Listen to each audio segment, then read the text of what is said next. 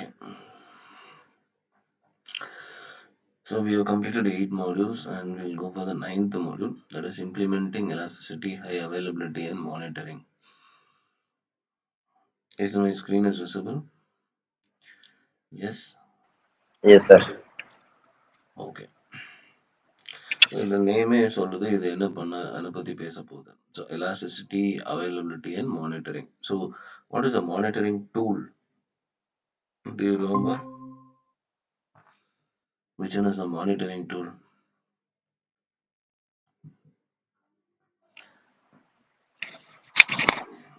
In AWS, which is the monitoring tool? Do you remember that? Right. So we are going to discuss about in this module scaling your compute resources, scaling your databases, designing an environment that is highly available, and monitoring.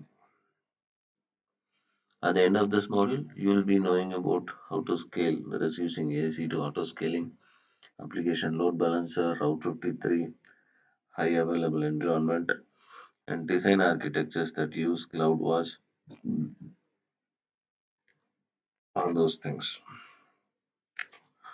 So here you can able to see they have implemented a high availability as part of the large architecture. That means இப்போ பார்த்தீங்கன்னா users வராங்க primary first it will go to the route 53, then it will go to internet gateway where to connect to the VPC.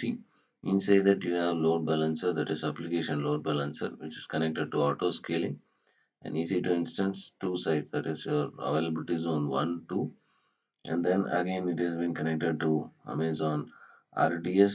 In between you have elastic cache also, then that is having a copy, and all these instance to instance data is stored commonly with EFS so that both the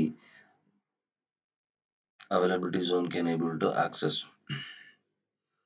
So இது ஒரு high availability architecture. Yeah, okay. இது வந்து primary. Next secondary also one more static website connected. The particular website is already posted in the S3 bucket also. That means it's a secondary. So primary, secondary, என்னென்னலாம் இங்க அட்வான்ஸ்டா இருக்கு. High availability. இது ஏன் high அவைலபிலிட்டின்னு சொல்றோம்? ஏன்னா இங்க பார்த்தீங்கன்னா 1 இதுல ப்ராப்ளம் ஆச்சுன்னா இது ஒர்க் ஆகும். 2 next internet gateway application load balancer first one இங்கே அவைலபிலிட்டி ஜோன் 1 இதுதான் ஃபர்ஸ்ட். இதுக்கு ஏதாவது ஒரு இதாயிடுச்சுன்னா இங்கே போகும். நெக்ஸ்ட் இங்கே ஆல்ரெடி 1 மெயின் 1 அதோட ஸ்டாண்ட் பை காப்பி இங்கே ஆர்டிஎஸ்ல. So 2 again both are having EFS. So இங்கே ஒரு இஎஃப்எஸ் அங்கே ஒரு இஎஃப்எஸ். ஸோ அகைன் 1 2 இப்போ எல்லாத்துலேயுமே 2 இருக்கா. ஸோ இது can we call this as highly அவைலபிள்னு. எந்த ஒரு இஷ்யூ ஆனாலும் டக்குன்னு அடுத்ததுக்கு மூவ் ஆயிரும் அண்ட் திரும்பி ஸ்டார்ட் ஆயிரும். கரெக்டா? Yes or no? Yes, sir. அதனால இது ஹை அவைலபிலிட்டி. நான் இதில் ஹை அவைலபிலிட்டினா நம்ம என்னெல்லாம் தேவை first? Elasticity and scalability. Correct. எலாஸ்டிசிட்டினா என்ன? உங்களோட இன்ஸ்டன்ஸ் இன்க்ரீஸ் ஆகிட்டே இருக்கணும். Increase in sense workload base பண்ணி. Based on your workload, it will keep on increasing. Scalable also, it should be able to scalable. In case if you are taking RDS na, RDSல எத்தனை data enter பண்ணலாம், அதுக்கப்புறம் அது keep on increasing. நம்மக்கிட்ட வந்து கேட்கக்கூடாது நான் increase பண்ணட்டுமா வேண்டாமான்னு. இப்போ டேட்டா ஜாஸ்தியாக இருக்குன்னா அது வாட்டுக்கு இன்க்ரீஸ் பண்ணிடணும். ஏன்னா கஸ்டமரை வந்து வெயிட் பண்ண விடக்கூடாது. Next resilient. ரெசிலியன்ட்னா நான் அந்த 13 பாயிண்ட் உங்களுக்கு சொன்னானல ஃபர்ஸ்ட் பேஜில் எழுதி வைங்கன்னு. ஆமாங்க சார், ஆமாங்க சார். அதில் ரெசிலியன்ட்னு இருக்கும் பாருங்க.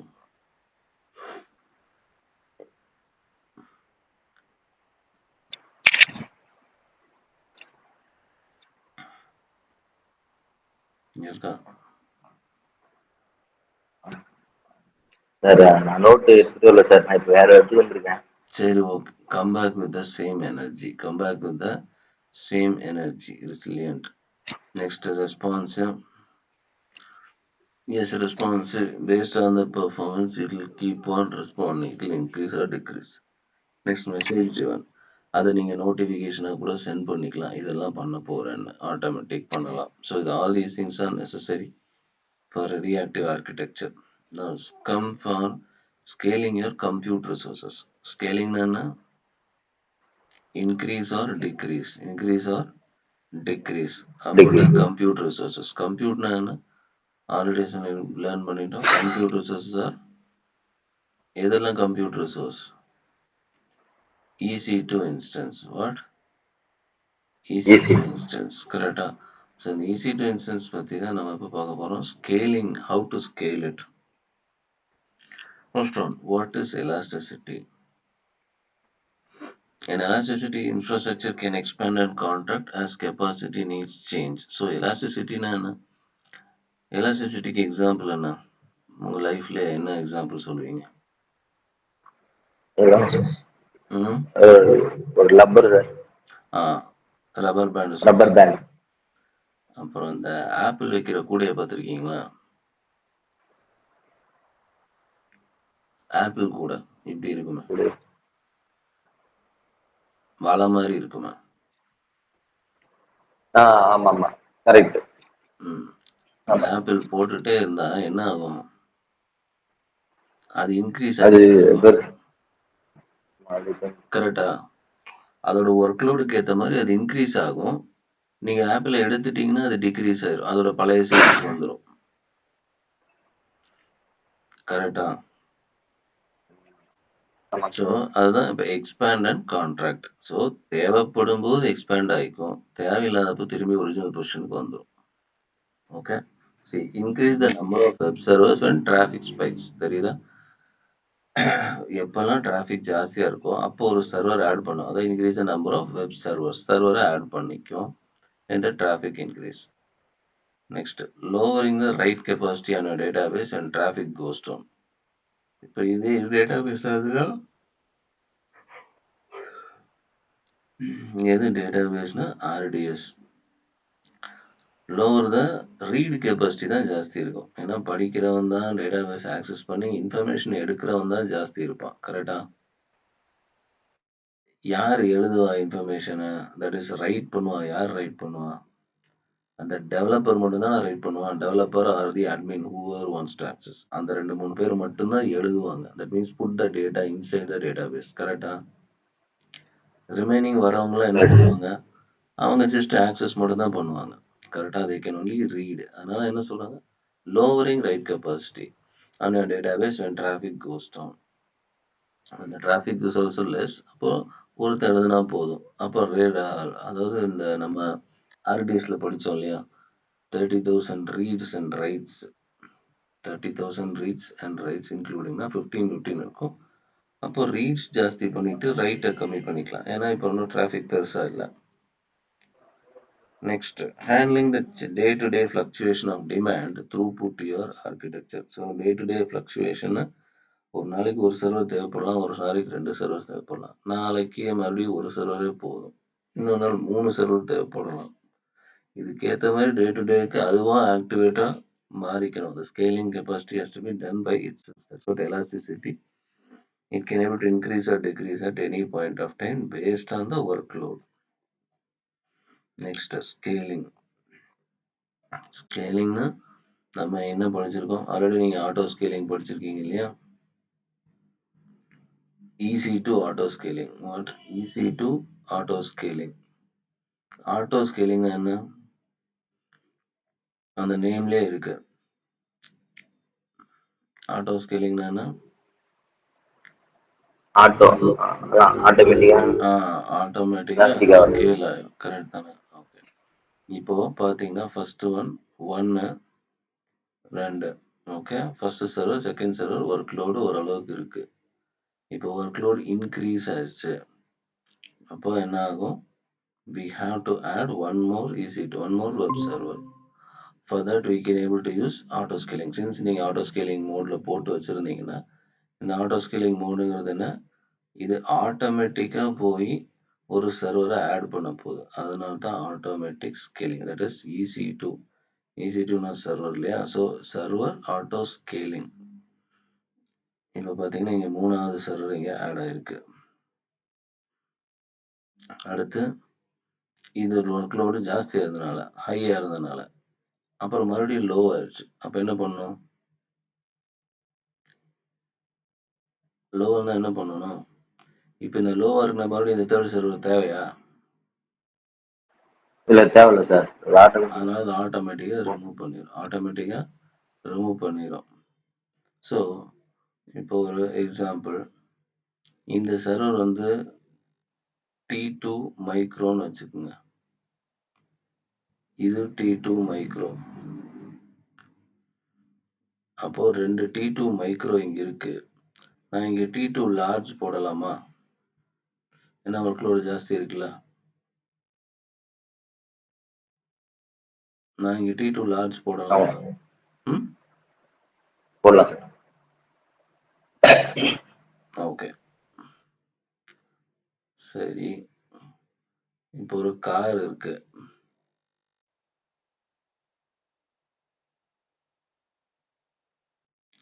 ஓகே.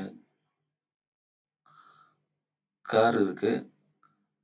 கார் நீங்க போயிட்டுருக்கீங்க. கார் டயர் பஞ்சர் ஆயிருது. ஓகே. இப்ப இந்த டயருக்கு பதிலா நீங்க ஒரு ஸ்கூட்டி டயர் போடுவீங்களா? இல்ல ஒரு செட் ஆகுது. டிராக்டர் டயர் போடுவீங்களா? டிராக்டர் டயர் சூட்டபுளா? செட் ஆகாது இல்லையா? ம்.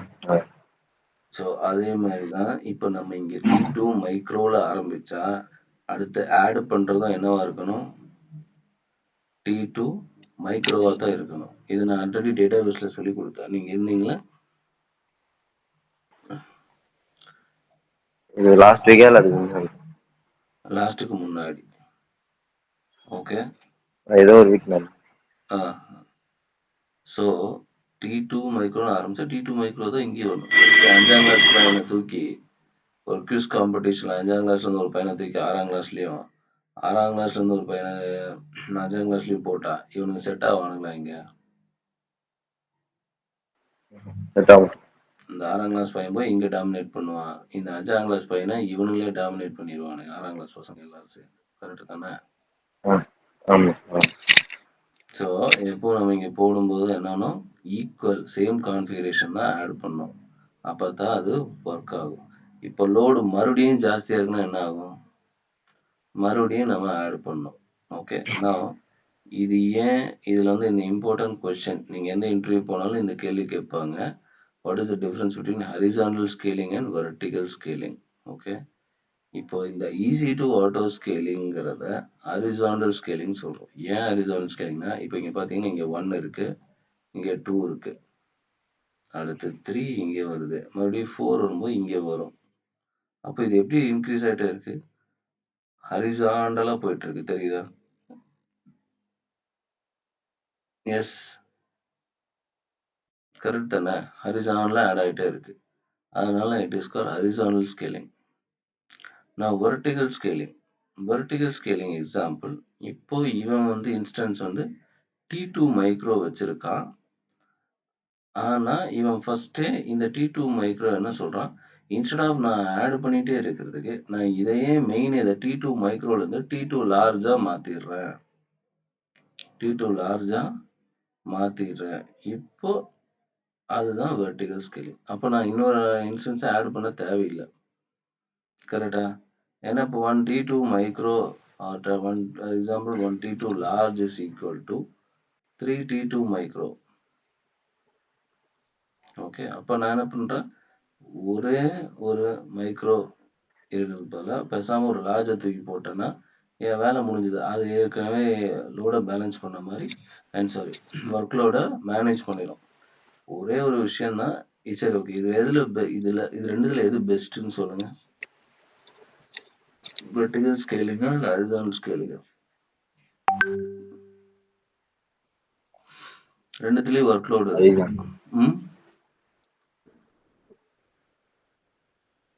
சொல்லுங்க போனா என்ன சொன்னீங்க? ஹரிசாண்டலா? ஓகே. ஏன்னு சொல்லுங்க.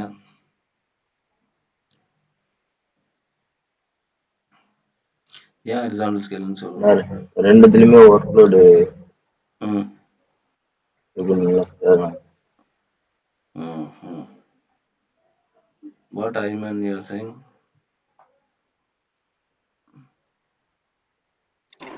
Sir? Which one is best, horizontal scaling or vertical scaling?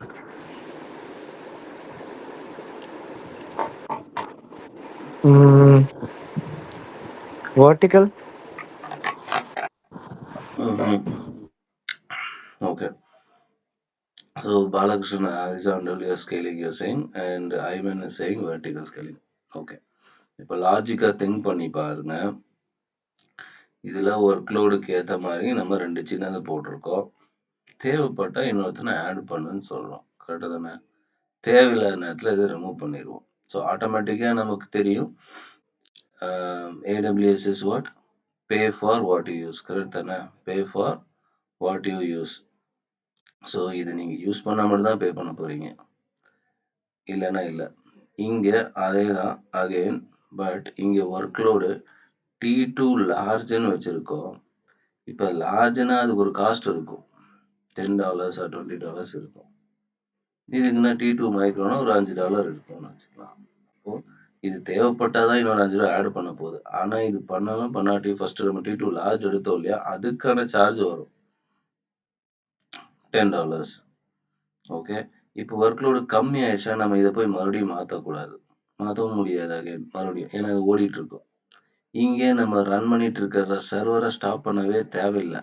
ஏன்னா அதுவே ஆட்டோமேட்டிக்கா இன்னொரு சர்வர் ஆட் பண்ணும், இன்னொரு சர்வர் ரிலீஸ் பண்ணிரும். தேவையில்லைன்னா இன்னொரு அதே சர்வர் ரிலீஸும் பண்ணிரும். அதாவது டெர்மினேட் பண்ணிரும். கரெக்ட் தானே? நீங்க ஆல்ரெடி படிச்சீங்க இல்லையா? Scale out means what? Adding an instance. Scale in means what? Terminating an instance. So it will keep on adding and terminating based on the workload. அப்போ cost is always saving தான். இங்கே T2 large நம்ம போட்டுட்டோம். அதனால இந்த லார்ஜோட cost நமக்கு ஆகும். But work லோடே கம்மியா இருக்கும்போது நமக்கு எதுக்கு T2 large? ஓகே. ஸோ இது வந்துட்டு it can able to cost wise it is not effective. இங்கே cost wise it is effective. Time wise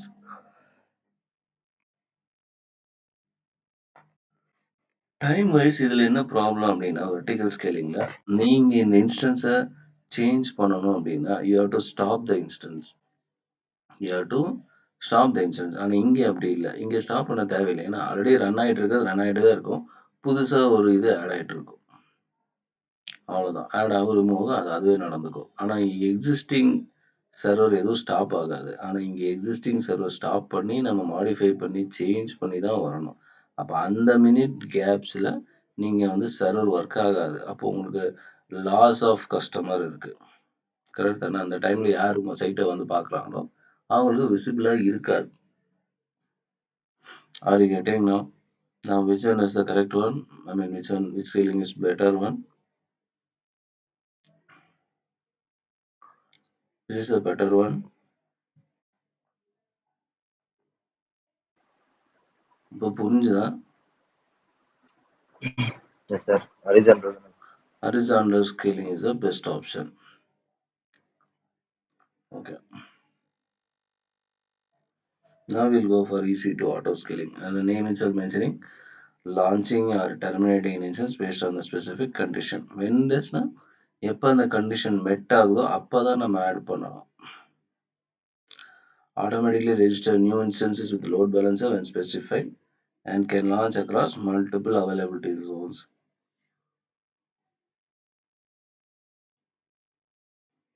So we can able to launch நம்ம architecture diagramல பார்த்தோம் இல்லையா? We can able to launch across multiple availability zones also. இங்க ஒரு instance அங்க ஒரு instance இது ரெண்டும் சேர்ந்த மாதிரி auto scaling போட்டுட்டு எங்க இன்னொரு instance தேவைப்படுதோ அங்க ஆட் பண்ணிட்டு மறுபடியும் அதை டெர்மினேட்டும் பண்ணிக்கலாம்.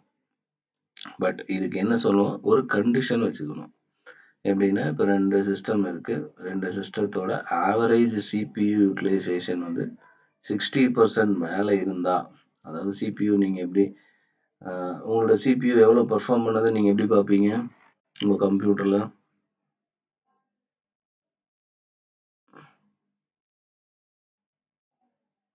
ம் புரியல சார். உங்க CPU கம்ப்யூட்டர்ல உங்க கம்ப்யூட்டர் எப்படி பெர்ஃபார்ம் பண்ணுதுன்னு நீங்க எப்படி பார்ப்பீங்க? எவ்வளோ ரேம் யூஸ் பண்ணியிருக்கு? எவ்வளோ மெமரி போயிட்டுருக்கு? என்ன அப்ளிகேஷன் யூஸ் பண்றது? அதெல்லாம் எங்க பார்ப்பீங்க? செட்டிங்ஸ்ல. செட்டிங்ஸ்லயா? எந்த செட்டிங்கு? சார் அந்த இந்த ஆப்ஸ் இருக்குல்ல சார், அது கீழே அதில் வந்தாக்கா என்னென்ன அப்ளிகேஷன் எவ்வளோ ஸ்டோரேஜ் எடுத்திருக்கு. கீழ வந்து டாஸ்க் பார்ல ரைட் கிளிக் பண்ணி டாஸ்க் மேனேஜர் குடுப்பீங்க. ஓகேயா? நீங்க கம்ப்யூட்டர்ல வாட்ச் பண்ணீங்கன்னா உங்களுக்கு இது தெரியும். டாஸ்க் மேனேஜர் கிளிக் பண்ணீங்கனாலே, அதுல நெறையா நீங்க என்னென்னலாம் யூஸ் பண்ணிட்டுருக்கீங்க அப்ளிகேஷனு, அது எவ்வளோ பெர்ஃபார்ம் பண்ணுது, எவ்வளோ மெமரி எடுக்குது, எவ்வளோ CPU எடுக்குது, யூசேஜ் எவ்வளோ, இது எல்லாமே காமிக்கும். கரெக்ட்டா? பார்த்துருக்கீங்களா? எஸ் இருக்கு. Or no?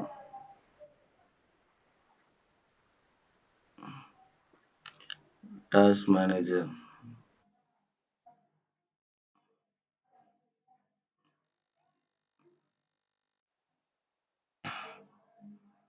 இந்த டாஸ்க் மேனேஜர் பார்த்துருக்கீங்க இல்லையா? பெர்ஃபார்மன்ஸ் என்னென்ன ஆ ஆப்ல போய்கிட்டு இருக்கு. பார்த்தேன். அதான் சார். ம். கரெக்டு தான். அந்த ஆப் ஹிஸ்ட்ரி என்ன, மெமரி என்ன, வைஃபை எவ்வளோ, எல்லா ஸ்பீடு என்ன, எல்லாமே காமிக்குது. தெரியுதா? ஸ்டார்ட் அப்பு, யூசர்ஸு, சர்வீஸு, பெர்ஃபார்மன்ஸ் எல்லாமே காமிக்கும். ஸோ இந்த CPU யூட்டிலைசேஷன் 60% மேல ஒரு கம்ப்யூட்டர் இருந்ததுன்னா, அந்த கம்ப்யூட்டர் கூட இன்னொரு சர்வர் ஆட் பண்ணணும். இன்னொரு சர்வர் ஆட் பண்ணணும். இந்த கண்டிஷனை நம்ம கொடுக்குறோம். ஓகே. இப்போ இந்த condition average of 60 and above of both the CPUs above 60% போனா இன்னொரு இன்ஸ்டன்ஸ் ஆட் பண்ணு. ஓகே, இந்த கண்டிஷன் மாதிரி கொடுத்தோம்னா அது ஆட் ஆகும். Now in the scaling we have three options. We have three options for your auto scaling. One is scheduled scaling, next dynamic scaling and predictive scaling. So scaling இது என்ன சொன்னோம்? Scheduled, as a name itself scheduled. Scheduleனா என்ன பண்ணுன்னு அர்த்தம்? Allocate பண்ணுங்க. So January, February, March, April, இப்போ இது peak season for e-commerce websites ல இது peak season. October, November, December.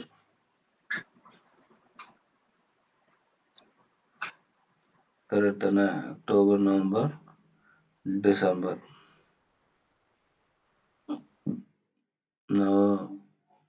October, November, December இந்த 3 மாசம் பீக் சீசன். அப்போ எனக்கு ஆல்ரெடி தெரியும். மற்ற நாள்லாம் நான் 2 CPU யூஸ் பண்றேன். இந்த 3 நாள் வந்து எனக்கு டெஃபினட்டா அந்த 3 மாசம் எனக்கு டெஃபினட்டா 4 இன்ஸ்டன்ஸ் வேணும். 4 இன்ஸ்டன்ஸ் வேணும். அப்போ எனக்கு இது ஆல்ரெடி தெரிஞ்சனால நான் என்ன பண்ணணும்? இதை நான் ஆட்டோ ஸ்கேலிங்ல ஸ்கெடியூல் பண்ணிடணும்.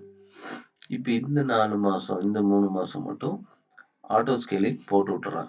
ஐ mean activate auto scaling and this October, November, December. அப்போ என்ன ஆகும்?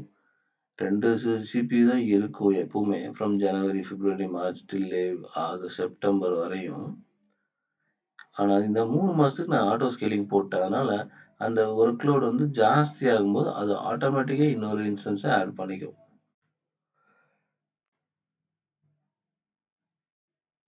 பட் ஆட்டோ ஸ்கேலிங்ல நம்ம என்ன சொல்லணும்?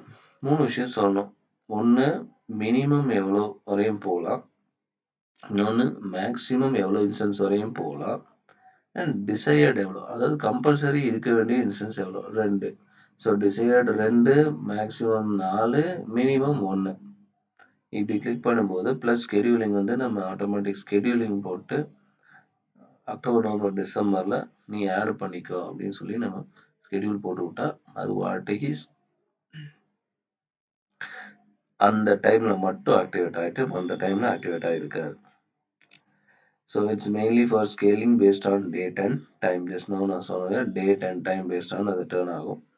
யூஸ் கேஸ் எப்போல்லாம் இது பண்ணும்? Turning off your development and testing insights instance of night. So ஸ்கெடியூலும் பண்ணி வச்சுக்கலாம். இப்போ இது ஒரு எக்ஸாம்பிள் வந்து இப்போ நான் மந்த் சொன்னேன்.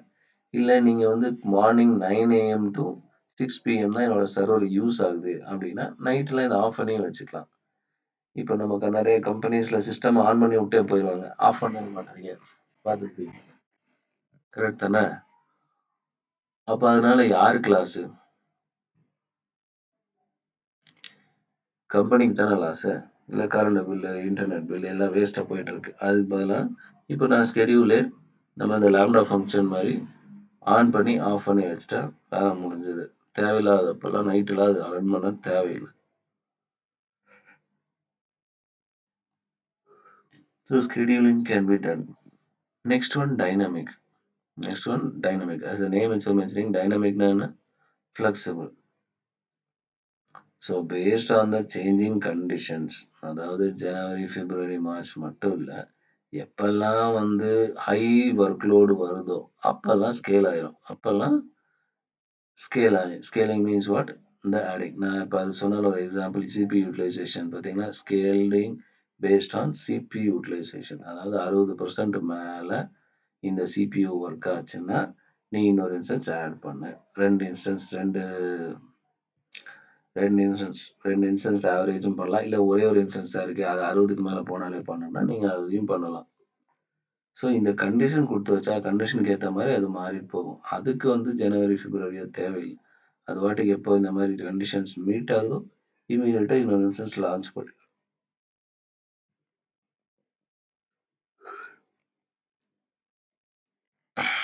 So next one, predictive scaling. Predictive scaling means what? Scaling based on measurement, like your weather forecast. Weather forecast எப்படி வரும்? எப்படி weather forecast சொல்றாங்க? எப்படி weather forecast சொல்றாங்க?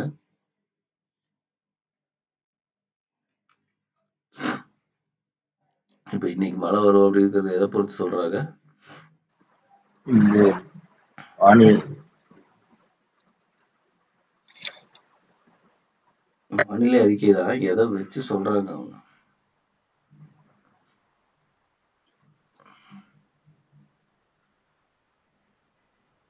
cloud climate prediction.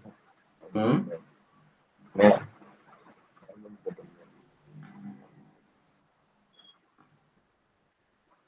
நீ கேக்குறது என்ன யூஸ் பண்ண, எந்த டூல் யூஸ் பண்ண கேக்குறீங்க? ம்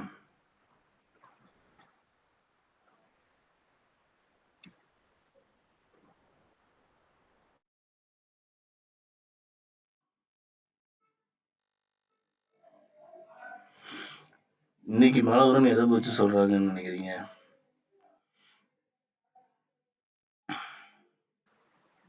வெதர் ரிப்போர்ட் படி சார் அது பார்த்துட்டு காற்றழுத்த தாழ்வு மண்டலம் அதிகம் அது அப்படின்னு சொல்லுவாங்க.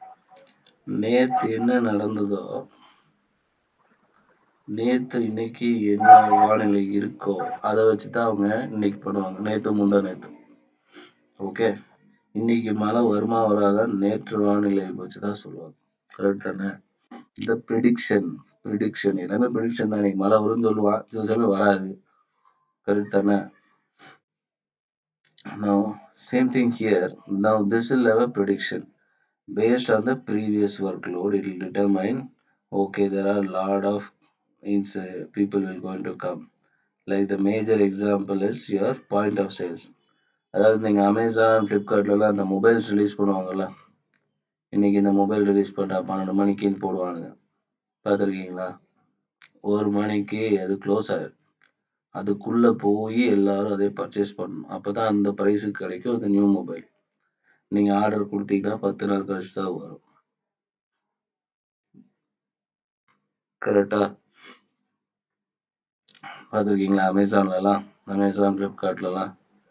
So same thing here, it will check handle and increase in the workload of your e-commerce website during a major sales event. Just now சொன்ன மாதிரி இந்த மாதிரி சேல்ஸ் ஈவெண்ட் வரும்போது எப்பவுமே 100 பேர் வர ஒரு கடைக்கு 1000 பேர் வரான்னா என்ன அர்த்தம்?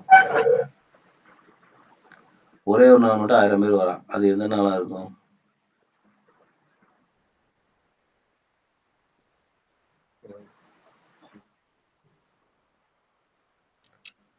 சொல்லுங்க.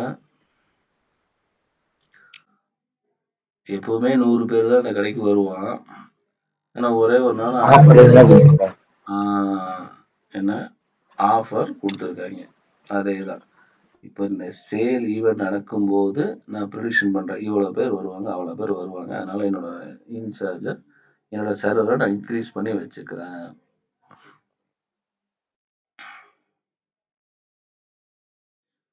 Next, simple scaling, dynamic scaling. இப்போ dynamic scaling policies there are certain things. One is simple scaling, step scaling, and target tracking scaling. Simple scaling is nothing but single scaling adjustment.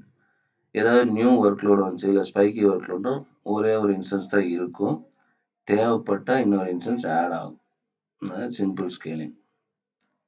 Next step scaling. Adjustments depend on the size of alarm breach and uses predictive workloads. Alarm பிரீச்சோட size என்ன? For example 60க்கு மேலே போனாலே நீ எனக்கு ஒரு alarm send பண்ணிடணும். ஒன்றா இந்த அலாரம் பிரீச் பண்ணதுக்கப்புறம் நீ ஆட் பண்ண, இல்லை பண்ணுறதுக்கு முன்னாடி நீ ஆட் பண்ணு. ஃபஸ்ட்டு அலாரம் பிரீச்சை பொறுத்து தான் இருக்குது. இது எவ்வளோ % இன்க்ரீஸ் ஆகிருக்கு. இப்போ நம்ம இந்த 60% ஆஃப் சிபி யூட்டிலைசேஷன்னு சொல்கிறோம். ஆனால் இந்த 60% ஆஃப் சிபி யூட்டிலைசேஷன் இப்போ 2 சிஸ்டம் இருக்குது அப்படின்னா இது ரீச் ஆன உடனே நான் ஆட் பண்ணணுமா, இல்லை ரீச் ஆகி ஒரு 5 நிமிஷம் வெயிட் பண்ணிட்டு, அதாவது கண்டினியூஸாக இது 60% ஃபார் 5 மினிட்ஸ் இருக்கான்னு பார்த்துட்டு நான் இன்க்ரீஸ் பண்ணுமா? அந்த கண்டிஷனை பொறுத்தா இந்த அலாரம் பிரீச். ஓகே, நம்ம இதில் படிச்சிருப்பீங்க, மீன் கிளவுட் வாட்சில் analog plus threshold value method, analog method, mathematic expression method. So ஒன்றா அலாரம் ரீச் ஆகி 5 நிமிஷம் கழிஞ்சு ஆட் பண்ணலாம். 5 நிமிஷம் வரையும் வெயிட் பண்ணுங்க. 5 நிமிஷம் வந்துட்டு 5 நிமிஷத்துக்கு அப்புறமா அலாரம் ரீச் ஆனதுக்கு அப்புறம் நீ ஆட் பண்ணு, அது போதும். Next target tracking scaling. Target tracking அதாவது ஒரு ஸ்பெசிஃபிக் வேல்யூ கொடுத்துருக்கோம், ஸ்பெசிஃபிக் மெட்ரிக். நான் இப்போ சொன்ன மாதிரி இதை நம்ம ஆவரேஜுக்கும் வச்சுக்கலாம், ஆவரேஜ் ஆஃப் 60%ம் வச்சுக்கலாம், இல்லை சம் ஆஃப் 60%ம் வச்சுக்கலாம். அது நம்ம சொல்கிற ஸ்பெசிஃபிக் மெட்ரிக்கை பொறுத்து இருக்கு. நீங்கள் கிளவுட் வாட்சில் பார்த்துருப்பீங்க, metrics we can able to set. So example இங்கே போட்டிருக்காங்க, horizontal scaling. Horizontal scaling, scalable applications such as load balancer application and batch data processing applications and all, we can able to use this target tracking. ஏன்னா இந்த batch process பண்ணணும் அப்படின்னா ஒரு அப்ளிகேஷனில் first இதுக்கு அந்த ரெக்குயர்மெண்ட்டை மீட் பண்ணணும். அந்த வேல்யூ கொடுக்குறோம் இல்லையா, அந்த 60%ன்னு ஒரு வேல்யூ கொடுக்குறோம். அந்த 60%ங்கிறது தான் உங்கள் metric. That to 60% for 5 minutes அந்த பீரியட் ஆஃப் டைம். இது ரெண்டும் சேர்ந்தது தான் மெட்ரிக். இப்போ இந்த கண்டிஷன் இல்லைன்னா நம்ம எதை பேஸ் பண்ணி இந்த இன்ஸ்டன்ஸ் ஆட் பண்ணுவோம்? எந்த கண்டிஷன் போய் கொடுக்கலைன்னா அது ஆட் ஆகிறது கரெக்டா? அதுவா இஷ்டத்துக்கு அது வாட்டுக்கு அதோட இஷ்டத்துக்கு ஆட் ஆகிட்டு இருந்தேன்னா அது கரெக்டா?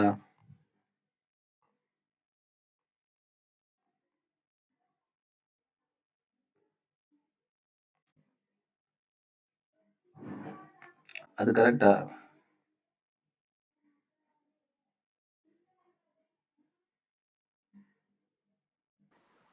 புரியல சார், மறுபடியும் சொல்லுங்க. இப்போ அது வாட்டுக்கு அது இஷ்டத்துக்கு சர்வர் ஆட் பண்றது கரெக்டா, இல்லை இந்த கண்டிஷனை மீட் பண்ணதுக்கு அப்புறம் ஆட் பண்றது கரெக்டா? கண்டிஷன் மீட் பண்ணதுக்கப்புறம் ஆட் பண்ணுங்க. அதேதான், தேவையில்லாம ஆட் பண்ண நமக்கு தான் காசு நஷ்டம். ஸோ தட்ஸ் வாட் அந்த கண்டிஷன் மெட்ரிக் வேல்யூ நம்ம கொடுத்துருக்கோம். உண்மை இது டார்கெட் ட்ராக்கிங். ஸ்டெப் ஸ்கேலிங்னா அந்த அலாரம் ரீச் ஆனதுக்கு அப்புறம் போய் ஆட் ஆகுறது. சிம்பிள் ஸ்கேலிங்னா based on the workload ஒன்று தான் இருக்கும், ஒர்க் லோடு ஜாஸ்தியானா இன்னொன்று ஆட் ஆகும், அவ்வளோதான். நம்ம ஸ்கேலிங் ஆட்டோ குரூப்ஸ் நான் ஆல்ரெடி சொன்ன மாதிரி ஃபர்ஸ்ட் ஒன் நம்ம என்ன சொல்கிறோம், மினிமம் கெப்பாசிட்டி டிஃபைன் பண்ணணும். ஆட்டோ ஸ்கேலிங் போடும்போது 3 திங் நம்ம டிஃபைன் பண்ணோம். மினிமம் எவ்வளோ கெப்பாசிட்டி இருந்தால் நீ ரன் பண்ணுவ, அதாவது 1, 2, 3. ஸோ மினிமம் இஸ் 1 இருந்தால் போதும், ரொம்ப ரேர் கேசஸில். மேக்ஸிமம் நான் 4 வரையும் போகிறேன். அப்போது 4னா எப்போ வேணால் 4 வரையும் ஆட் ஆகலாம். Okay, next decide. எப்பவுமே ரன் ஆகுறது எவ்வளோ ரன் ஆகணும், இந்த டூலில் தான் ரன் ஆகணும். இது decide. Now the desired capacity requires a number of instances that are running and can fluctuate in response to events. So இந்த desired capacity is also defined by இந்த 3 கண்டிஷனும் யார் கொடுக்கணும்? நம்ம கொடுக்கணும். எப்போ? Auto scaling EC2 auto scaling போடும்போது கொடுக்கணும். EC2 auto scaling கொடுக்கும்போது நம்ம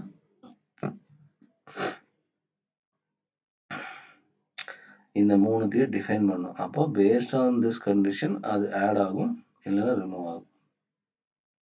okay. EC2 auto scaling purchase option. இப்போ பர்ச்சேஸ் ஆப்ஷன்னா இது EC2 இன்ஸ்டன்ஸுங்கிறது என்ன? It's a server. கரெக்டாக சர்வர் ஆப்ஷன் பண்ணுறதுக்கு நமக்கு சில பிளான்ஸ் இருக்கு, நமக்கு சில ப்ரைசிங் மாடல்ஸ் இருக்கு. என்னென்ன இருக்கு? ஆன் டிமாண்ட் இருக்கு, ரிசர்வ்டு இன்ஸ்டன்ஸ் இருக்கு, ஸ்பாட் இன்ஸ்டன்ஸ் இருக்கு, ஸ்கெடியூல்டு இன்ஸ்டன்ஸ் இருக்கு, அப்புறம் டெடிகேட்டட் இன்ஸ்டன்ஸ் இருக்கு, டெடிகேட்டட் ஹோஸ்ட் இருக்கு, அண்ட் சேவிங்ஸ் பிளான் இருக்கு. ஸோ இந்த 6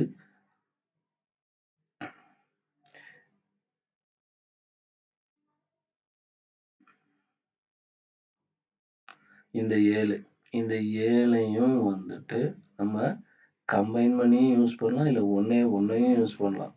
ஓகே, 2யும் போட்டும் யூஸ் பண்ணலாம். அது நம்மளோட இஷ்டத்தை பொறுத்து இருக்கு. ஃபார் எக்ஸாம்பிள் ஜனவரி, பிப்ரவரி நான் சொன்னேன் இல்லையா? ஸோ அக்டோபர், நவம்பர், டிசம்பர் இந்த 3த்துலேயும் அக்டோபர், நவம்பர், டிசம்பர் இந்த 3த்துலேயும் நான் என்ன போடலாம்? ஆன் டிமாண்ட் மாற்றலாம். ஏன் ஆன் டிமாண்ட்? இந்த ஜனவரி, பிப்ரவரி எல்லாத்துலேயும் நமக்கு தெரியும் 2 சர்வர் தான் யூஸ் பண்ண போகிறோம். அப்போது எனக்கு 2 தான் யூஸ் பண்ண போகிறேன்னா நான் அதை ரிசர்வில் போட்டுறேன். இந்த இடத்துல 4 தேவைப்படும். எப்போ? அக்டோபர், நவம்பர், டிசம்பரில். இப்போ 4 இன்ஸ்டன்ஸ் தேவைப்படுறதுனால அந்த இடத்துல நான் போய் ரிசர்வ் போட்டேன்னா எனக்கு தான் காசு நஷ்டம். ஏன்னா அக்டோபர், நவம்பர், டிசம்பரில் நான் எக்ஸ்பெக்ட் பண்ணுறேன். என்ன எக்ஸ்பெக்ட் பண்ணுறேன்? இவ்வளோ பேர் வருவாங்கன்னு எக்ஸ்பெக்ட் பண்ணுறேன். அதனால் நான் 4 வேணும்னு நினைக்கிறேன். பட்டு இப்போ நம்ம ப்ரீவியஸாக வந்து ஆட்டோ ஸ்கேலிங் சொன்னோம் இல்லையா? ஆட்டோ ஸ்கேலிங் நம்ம போட்டுவிட்டா அதுவாட்ட ஆட்டோ ஸ்கேல் ஆகிடும். ஒன்று அப்படி பண்ணணும். அதே மாதிரி அப்படி பண்ணும்போது இது எந்த இன்ஸ்டன்ஸில் வருது? அதை ஆன் டிமாண்டில் போடவா?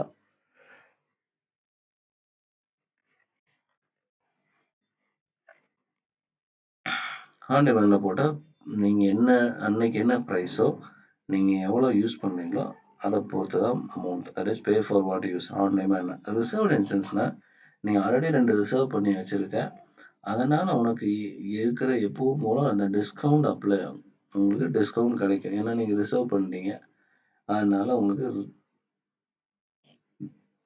டிஸ்கவுண்ட் கிடைக்கும். ஸ்பாட் இன்ஸ்டன்ஸ் அதே மாதிரி பிட்டிங் படி நம்ம முன்னாடியே வாங்கி வச்சுருந்தோம். இந்த மாதிரி ஒர்க் லோடு வரும்னு தெரிஞ்சிருந்தா முன்னாடியே வாங்கி வச்சா நமக்கு இன்னும் கம்மி காசு தான்.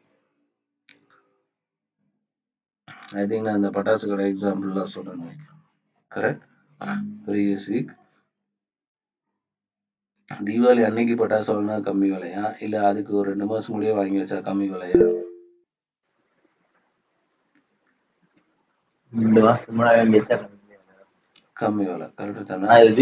தீபாவளிக்கு எப்போ வாங்கும்போது கூட நிறைய காம்போ அது இதுன்னு போட்டு போயிடறாங்க. ப்ரைஸ் அது அவனோட வியாபாரம் தந்துடும். நவுத்து போன எல்லாத்தையும் கூட தூக்கி கொடுக்கலாம், யாருக்கு தெரியும்?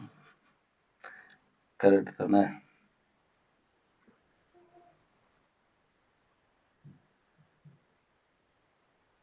Okay, fine.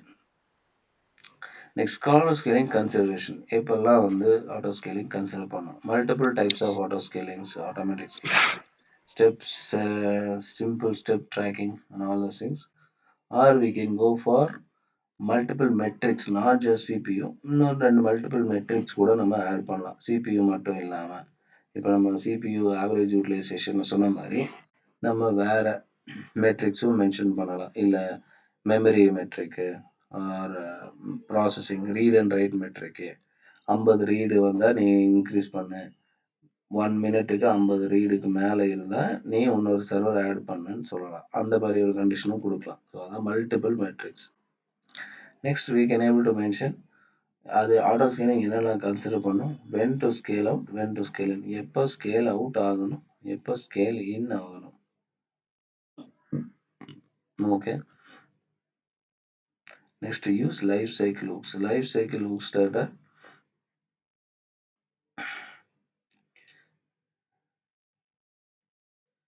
EC2 இன்ஸ்டன்ஸோட லைஃப் சைக்கிள் ஹூக்ஸ், அதாவது ஃபர்ஸ்ட் பெண்டிங் ஸ்டேட் போகும், அதுக்கப்புறம் ரன்னிங் ஸ்டேட் வரும், அதுக்கப்புறம் தான் இட்ஸ் ரன்னிங் ஸ்டேட்ல இருக்கும். இன்கேஸ் நீங்க ஷட் டவுன் பண்ணணும், ஸ்டாப் பண்ணா ஃபர்ஸ்ட் ஸ்டாப்பிங் ஸ்டேட் போகும், அதுக்கப்புறமா ஸ்டாப்டு ஸ்டேட், அதுக்கப்புறம் நம்ம இல்ல டெர்மினேட் பண்ணணும், first it will go for shutting down state, அதுக்கப்புறம் shut down or terminate state. இந்த இந்த ஈவெண்ட் பேர் தான் வந்து life cycle hooks.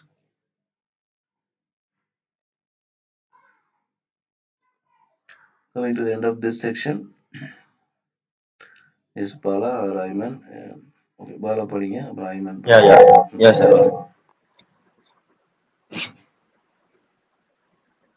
An elastic infrastructure can expand and contract as capacity needs change. Amazon EC2 auto scaling automatically adds or remove EC2 instance according to policies that you define, schedules and health checks. Amazon EC2 auto scaling provides several scaling options to best meet the needs of your application. When you configure an auto scaling group, you can specify the EC2 instance type and the combination of pricing models that is used. Okay.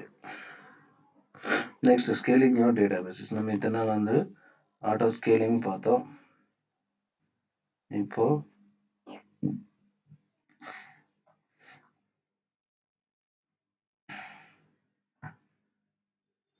Scaling your database பார்க்கலாம். So database scaling வந்து vertical scaling for RDS, push button scaling. So நம்ம already vertical scaling பார்த்தோம் இல்லையா? So ஏன்னா இது database நமக்கு நல்லா தெரியும், இது போக போக இன்க்ரீஸ் ஆகணும்னு தெரியும், அதனால நம்ம எடுக்கும் போதே கொஞ்சம் பெரிய இன்ஸ்டன்ஸாக எடுக்கிறது better. See, database scaling instance vertically up or down. As சொன்ன மாதிரி database வந்து keep on adding the tables, so it is automatically a vertical up or down. Database scaling பொறுத்த வரைக்கும் from micro to 24x large and everything in between. So scaling vertically with minimal downtime. It will keep on increasing like this vertically, not horizontally. ஏன்னா database நீங்க வந்து horizontal போனோம்னா நீங்க no SQL எடுக்கணும். No எஸ்கியூஎல்ல வந்து உங்களுக்கு ஹரிசாண்டல் ஸ்கேலிங் ஆட்டோமேட்டிக்காக இருக்கும். But here in RDS we'll have only vertical scaling. ஏன் vertical scaling? ஏன்னா இந்த databases it's keep on increasing. நான் எடுக்கும் போதே ஒரு லார்ஜா எடுத்துட்டா பெட்டர், ஏன்னா அது எப்போ வேணாலும் இன்க்ரீஸ் ஆகலாம். அண்ட் சின்ஸ் ஒய் நம்ம அப்படி எடுக்கிறோம், ஏன்னா இன் பிட்வீன்ல நீ போய் இந்த இன்ஸ்டன்ஸை ஸ்டாப் பண்ணா என்ன ஆகும்? டேட்டாபேஸ் தானே எல்லா வெப்சைட்டும் யூஸ் ஆகிட்டு இருக்கு, கரெக்டா இல்லையா? டேட்டாபேஸ்ல தானே எல்லா இமேஜ் அது இது எல்லாமே ஸ்டோர் ஆயிருக்கு. இப்போ அந்த டேட்டாபேஸ் ஸ்டாப் ஆயிடுச்சுன்னா என்ன ஆகும்?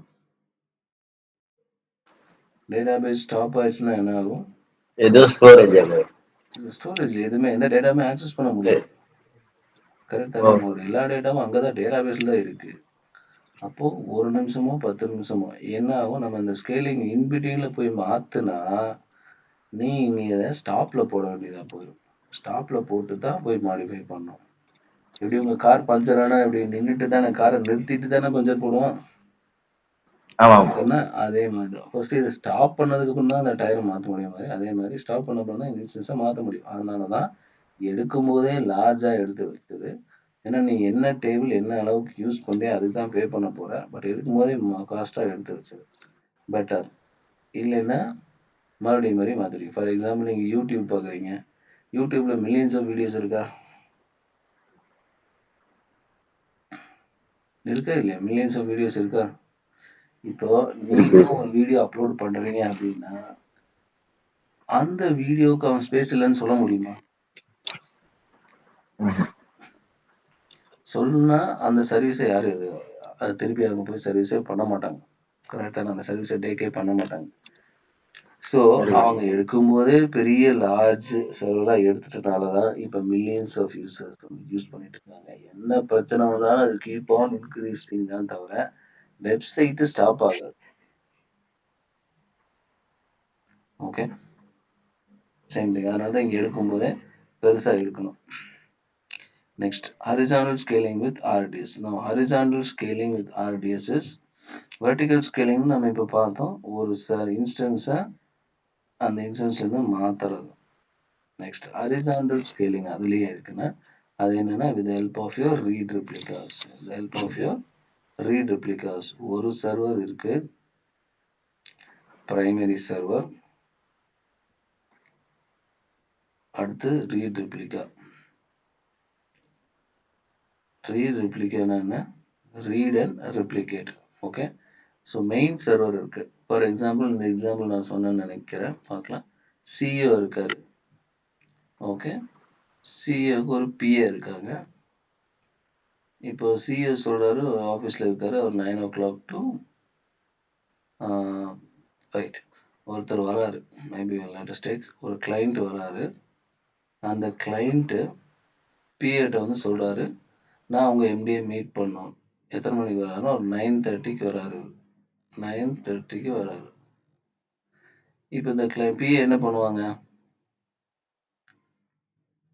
ஒரு கிளைண்ட் வந்திருக்காங்க, அவர் வந்து எம்டியை மீட் பண்ணோம். பிஏ என்ன பண்ணுவாங்க? அவங்ககிட்ட வந்து சொல்லியாச்சு.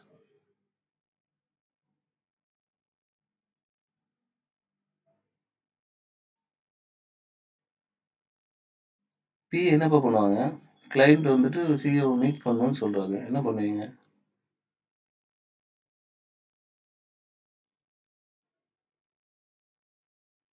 ஹலோ, கேக்குதா?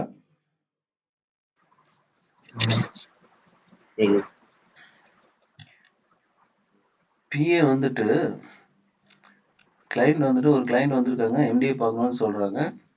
பிஏ வெளியே இருக்காங்க. கிளைண்ட் போய் சொல்றாங்க, இந்த மாதிரி நீ எம்டியை மீட் பண்ணணும். அப்போ பிஏ என்ன பண்ணுவாங்க? போய் சிஇஓட்ட கேட்பாங்க. கரெக்டா? அவர் கிளைண்ட் வந்திருக்காரு, பார்க்கலாங்களா அப்படின்னு கேட்பாரு. ஓகே, இப்போ சிஇஓ சொல்றாங்க 9 AM to 12 PM I am occupied in another meeting. ஓகேயா அப்படின்னு சொல்லிடுறாரு. இப்போ இந்த பிஏ வந்து என்ன சொல்லுவாங்க இந்த கிளைண்ட் கிட்ட? இந்த மாதிரி மீட்டிங் வந்து ஷெட்யூல் பண்ணுவீங்க. 9 to 12 PM பிஸின்னு சொல்லுவாங்களா? பிசி பிசி, ஆமா சார். Okay fine. அப்போ இந்த கிளைண்ட்டு போயிடுவார், 12 மணிக்கு மேலே வரேன்ட்டு போயிடுவார். ஓகே, நான் 10:30 மணிக்கு இன்னொரு கிளைண்ட் வரான். 10:30 மணிக்கு இன்னொரு கிளைண்ட் வரான், மறுபடியும் வந்து சிஇஓ பார்க்கணும்னு சொல்கிறான். அது வந்து பிஏட்ட வருது. இப்போ பிஏ என்ன பண்ணுவான்? அது ஆல்ரெடி கேட்டிருப்பார்ல சார், அதை அப்படியே சொல்லுவாரு. மறுபடியும் போய் சிஇஓ கேட்பானா? ஆல்ரெடி கேட்டாரு. ஆல்ரெடி கேட்டார்ல, என்னென்ன 9 AM to 12 PM sir is busy. கரெக்டா? இப்போ ஒரு தடவை இந்த வேர்ட் சொன்னதை இந்த பிஏ பிடிச்சிக்கிட்டார். கரெக்டா? செகண்ட் டைம் அதே கொஸ்டின் வரும்போது என்ன ஆகுது? யார் ரிப்ளை பண்றா? பிஏவே ரிப்ளை பண்ணிடுறாங்க டைரக்டா. கரெக்ட் தானே? அதே தான் read replica. First time database main database தான் பிரைமரி. ஃபர்ஸ்ட் டைம் அந்த கொஸ்டின் வரும்போது ரீட் ரிப்ளிகா போய் அந்த ஆன்சரை கேட்கும் எங்க டேட்டாபேஸ்ல. செகண்ட் டைம் கொண்டு வந்ததுக்கப்புறம் அந்த ஆன்சரை வச்சுட்டு மறுபடியும் ரிப்ளை பண்ணிடும். செகண்ட் டைம் அதே கொஸ்டின் வரும்போது இது டேட்டாபேஸுக்கே போகாது, எடுத்த உடனே இது கேட்டால் ஆன்சர் இருக்கு, அதனால ரிப்ளை பண்ணிடும். இப்போ இந்த ஒர்க் ஃபாஸ்டராக ஆகுமா? ஏன்னா இந்த பிரைமரியில் வந்துட்டு, பிரைமரினா மெயின் டேட்டாபேஸில் ரீட் ஆப்ஷனும் இருக்கும், ரைட் ஆப்ஷனும் இருக்கும். ஆனால் இந்த ரீட் ரிப்ளிகால ஒன்லி ரீட் ஆப்ஷன் தான் இருக்கும். Okay, so our work is less. Now this read replica is an asynchronous option. Asynchronous na என்ன?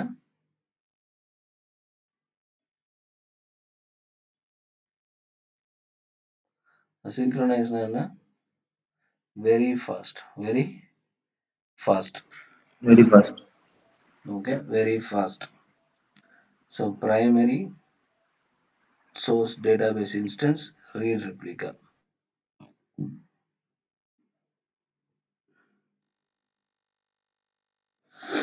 Next, horizontal scaling for 5 heavy workloads. So ஒரு RDS can go up to 5 read replicas. That is ஒரு database main database அதுலேருந்து 5 read replicas எடுத்துக்கலாம். That means ஒரு MDக்கு 10 assistants இருக்கிற மாதிரி இந்த சினிமால எல்லாம் காட்டுறாங்களா அந்த மாதிரி. So 5 read replicas set up to 15 read replicas in Aurora. Amazon Aurora is another RDS database type.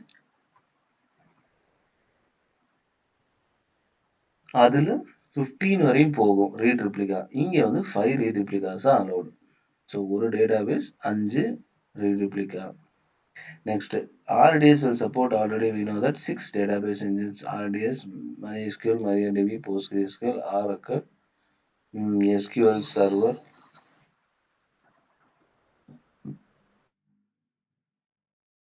Okay, these are the database engines that will support. Now nowadays இப்போ SQL எடுத்தா SQL multiple types இருக்கு. அந்த types of engines தான் இது. அதே மாதிரி RDS சரி NoSQLக்கும் நிறைய database engines இருக்கு. ஓகே, ஸோ இந்த RDS எந்த இன்ஜினுக்கு சப்போர்ட் பண்ணும் அதுதான் இங்கே மென்ஷன் பண்ணியிருக்காங்க.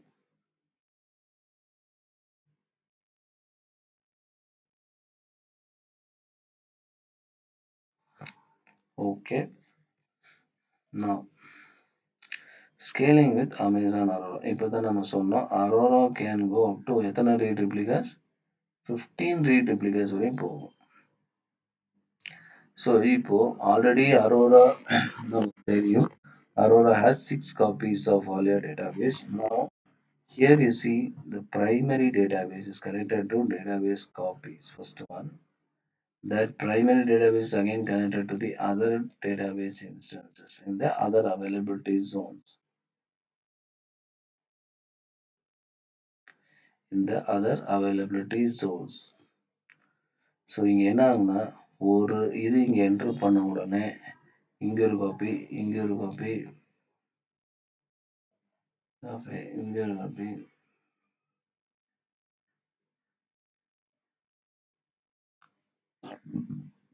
ஸோ இப்போ இங்கே மல்டிபிள் காப்பீஸ். ஸோ இதை வச்சு நான் ரிப்ளை மட்டும் பண்ணால் போதும். ஸோ அப் டு ஒரு database you can go up to 15 read replicas போகும். இது டேட்டாபேஸோட காப்பி, அதாவது அரோரால already by default you will have two copies. இந்த ஒவ்வொரு காப்பியும் you can able to make it into a read replica. You can see into a read replica. So ஒரு டேட்டாபேஸுக்கு you can able to go for 15 read ரிப்ளிகாஸ்.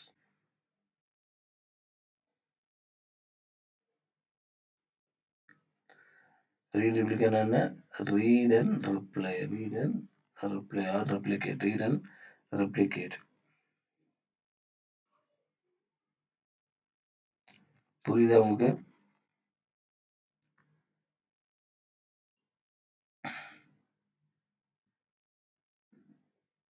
Next, Aurora is a serverless. We already know that Aurora is a serverless. Serverless என்ன? Serverless manager சர்வீஸ்னா என்னன்னு சொல்லியிருக்கோம், ஞாபகம் இருக்கா? Manager service சொல்லியிருக்கோம்.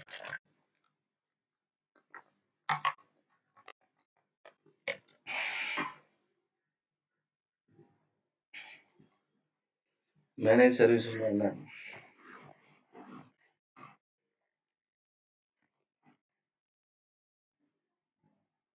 பாலகிருஷ்ணன் இருக்கீங்க, ஆரியமான், ஐமன்,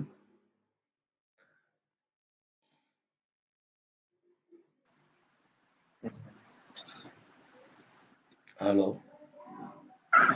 Yes, sir. சர்வர்லெஸ்னாலும் மேனேஜர் சர்வீஸ்னா என்னன்னு சொல்லியிருக்கோம். Serverless manager, sir. சர்வர்லெஸ்னாலும் மேனேஜ்டு சர்வீஸ்னாலும் என்னன்னு சொல்லியிருக்கோம். Everything is managed by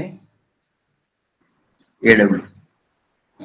AWS. Correct. So it responds to the application automatically, that is scaling capacity, charge up, shutdown, everything. And we pay for the number of Aurora capacity units, how many Aurora units we are taking. Based on that, we are going to charge, and it's mainly useful for good for intermittent and unpredictable workloads. Unpredictable workloads means what? நம்ம என்ன எவ்வளோ வரும் எப்படி வரும்னு தெரியல அப்படின்னா கூட அதையும் மேனேஜ் பண்ணும். So we can able to use Aurora for unpredictable workloads. Why na? It is a manager service and it's a serverless service. Serverless, as I told you, AWS will manage everything. Your job is nothing like EC to auto scaling. You have to add the configuration for Aurora alone. After that, it will manage by itself and it will respond to all your applications faster.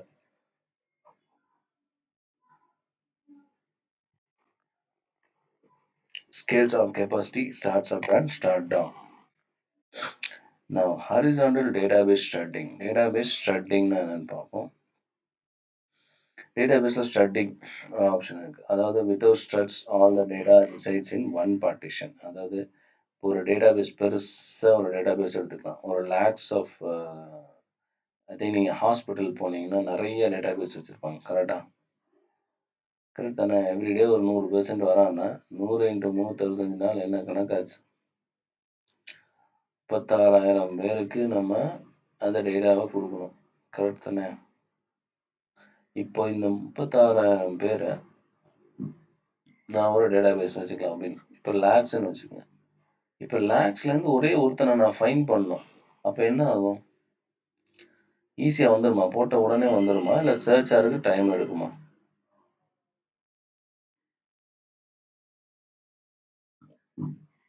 கேக்குதா உங்களுக்கு?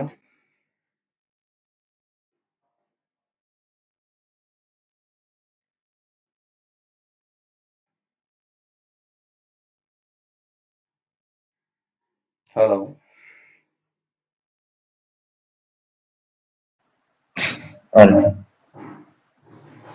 1,00,000 இருக்கிற ஒரு டேபிள்ல இருந்து ஒரே ஒரு data எடுக்கணும்.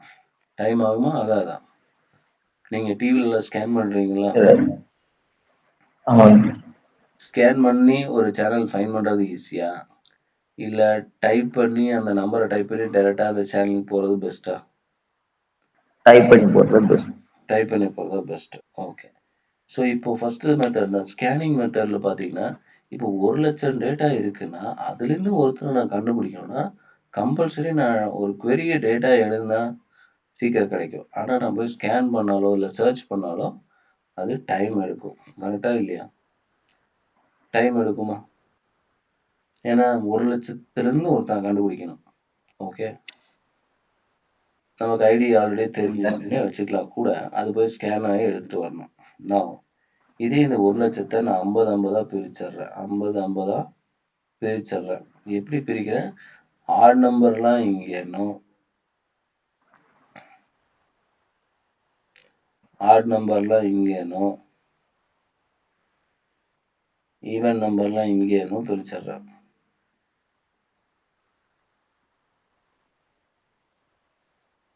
Okay. இப்போ என்ன ஆகும்? எனக்கு வந்து 5ஆம் நம்பர் கண்டுபிடிக்கணும். நான் எந்த டேபிள் போவேன்? Let us take this one as first one is even, second one is odd number. எந்த டேபிள் நான் போவேன் 5ஆம் நம்பர் கண்டுபிடிக்க?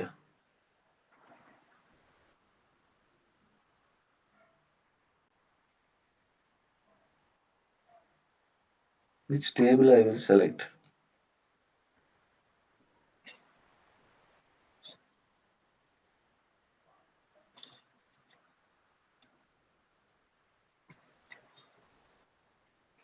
எந்த டேபிள் நான் செலக்ட் பண்ணுவேன்? 1 or 2? 1 ஈவன் நம்பர் தானேப்பா இருக்கு. நம்ம சொன்ன நம்பர் 5 ஆச்சு. ஆட் நம்பர் கரெக்டா? இப்போ என்னோட ஒர்க் கொஞ்சம் ஈஸி ஆயிருமா? ஆட் நம்பர் மட்டும்தான் இந்த டேபிள் இருக்கும். அப்போ டக்குன்னு நான் ஃபைன் பண்ணிடுவேன். இதே இந்த 1,00,000 இருக்கிற டேபிளில் போனா அது போய் செக் பண்ணி ஸ்கேன் பண்ணி எடுத்தால் லேட் ஆகும். ஏன்னா அது 1,00,000 டேட்டாவை ஸ்கேன் பண்ணுது. இங்கே 50,000 மட்டும்தான் ஸ்கேன் பண்ணும். அப்போ இது ஃபாஸ்டா இருக்குமா? அது ஃபாஸ்டா இருக்குமா? 50,000 இனி ஃபாஸ்டா இருக்குமா? So main focus is to reduce the delay. ஷ்ரெட்டிங்னா என்னன்னா டேட்டாபேஸை 2ஆ 3ஆ ஸ்ப்ளிட் பண்ணிக்கிறது. பேஸ்ட் ஆன் ரெக்குயர்மெண்ட் நம்ம ஸ்ப்ளிட் பண்ணி அந்த ஃபாஸ்ட்னஸுக்கு ஹெல்ப் பண்ணுது. ஸ்பீடா நம்மளோட டேட்டா என்ன ரெக்கார்டு டேட்டாவோ அதை கண்டுபிடிக்க உதவுது.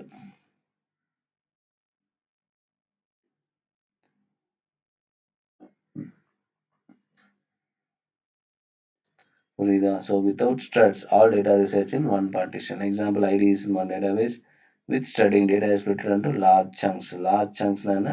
பெரிய பெரிய பீஸா ஸ்ப்ளிட் ஆகுது. ஒரு டேட்டாபேஸ் இருக்கு போல 2 டேட்டாபேஸா பிரிஞ்சிருது. Even number employee ID in one database and odd number employee ID in another database. So in many circumstances, studying improves with right performance. Studying improve right பர்ஃபார்மன்ஸை இம்ப்ரூவ் பண்ணும். ஏன்னா இங்கே ஆல்ரெடி டேட்டாபேஸை ரெண்டாக split பண்ணிட்டீங்க. Okay, நான் scaling with Dynamo DB. இப்போ RDS பார்த்துட்டு இருந்தோம் நேரம். நான் இப்போ டைனமோ டிபிக்கு போனோம். Dynamo DB have on demand. Dynamo DB is already a serverless. அதில் எந்த இன்ஸ்டன்ஸ் ஃப்ளோ எடுக்கிறோம். இப்போ பார்த்தீங்கன்னா ஆன் டிமாண்ட் இன்ஸ்டன்ஸில் on demand. On demand pay per request or pay for what you use. இதை நம்ம எப்போ யூஸ் பண்ணணும்? Whenever you have a spiky unpredictable workloads rapidly accommodates to need. So இந்த ஆன் டிமாண்ட் வந்து நம்ம எப்போ யூஸ் பண்ணோம்? நார்மலாகவே நம்ம ஆன் டிமாண்ட் தான் வச்சுருப்போம். ஏன்னா ஐ திங்க் நீங்கள் உங்களோட பர்சனல் அக்கௌண்ட் ஓப்பன் பண்ணியிருக்கீங்க இல்லையா ஏடபிள்யூஎஸ்ல? பர்சனல் அக்கௌண்ட் இருக்கா? ஆமாம் சார். ஆமாம் சார். நீங்கள் எந்த இன்ஸ்டன்ஸும் நீங்கள் எதுவுமே ரிசர்வ் பண்ணியிருக்க மாட்டீங்க, கரெக்ட் தானே? ஏன்னா ரிசர்வ் பண்ணால் நீங்கள் வந்து ஃபுல் காஸ்ட்டு போட வேண்டியது இருக்கும். அதுவும் அதை நம்ம ஒரு வருஷம் யூஸ் பண்ணவும் போகிறதில்ல. அதனால நம்ம என்ன பண்ணுவோம்? ஆன் டிமாண்ட் தான் போடுவோம். ஆன் டிமாண்ட் போட்டு பே பர் யுவர் ரெக்வஸ்ட். இதை எப்போ யூஸ் பண்ணுவோம்? whenever you're having a more workload. அதுவா ஆட்டோமேட்டிக்காக நடக்கணும். இல்லை நான் போய் மேனுவல் ஆட்டோமேட்டிக்காக நடக்கணும், ஆட்டோ ஸ்கேலிங் போட்டிருக்கணும். இல்லை அப்படின்னா நம்ம போய் மேனுவலாக ஆட் பண்ணணும். எப்போ தேவையோ அப்போ போய் நான் ஆட் பண்ணிக்கிறேன், நீங்கள் எதுவுமே பண்ண வேண்டாம். அடுத்து ஆட்டோ ஸ்கேலிங். இப்போ இது வந்து மேனுவலாக நம்ம போய் ஆட் பண்ணுறோம்.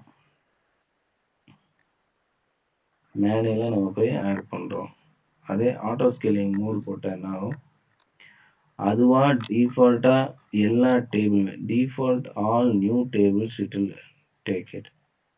Specify upper lower bound. General scaling good solution for most application. So நம்ம மெயினாக ஏன் டைனமோ டிபி ப்ரிஃபர் பண்ணுறோம் அப்படின்னா, டைனமோ டிபி இஸ் சர்வர்லெஸ்ன்னு நான் சொன்னேன்.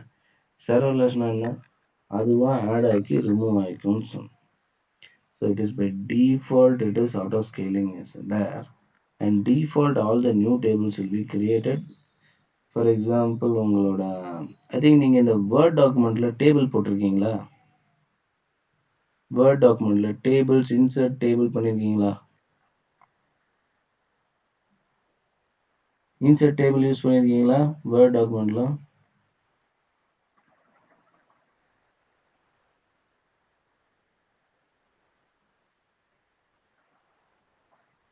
Word டாக்குமெண்ட்லப்பா.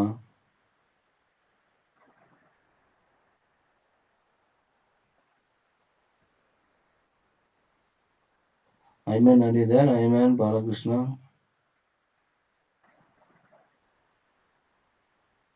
Balakrishna, Ayman.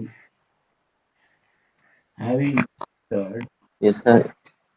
Have you inserted a table inside a Word document? Word documentல ஒரு table insert பண்ணிருக்கீங்களா?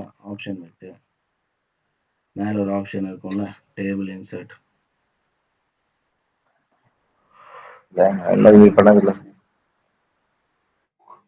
பண்ணவே இல்லையா? ஸ்கூலு காலேஜஸ்லாம் ப்ராஜெக்ட்லாம் பண்ணிருப்பீங்களா? வேர்ட் டாக்குமெண்டேஷன்லாம் பண்ணிருப்பீங்களா? டேபிள் போட்டிருப்பீங்களா? ஓகே, நீங்க அந்த டேபிள் சிஸ்டத்துல சொல்றீங்க? ஆமா, உங்க சிஸ்டத்துல வேர்ட் டாக்குமெண்ட் டேபிள் போட்டிருப்பீங்களா? ஆமா சார். லேப் பண்ணும்போது கூட பண்ணிருக்கேன். அந்த டேபிள்ல நீங்க என்ன பண்ணுவீங்கன்னா, கடைசியா இருக்கிற காலத்துக்கு அப்புறம் ரோக்கு அப்புறம் இன்னொரு ரோ வேணும். அப்ப நீங்க என்ன பண்ணுவீங்க? எக்ஸ்பேண்ட் பண்ணுவோம் சார்.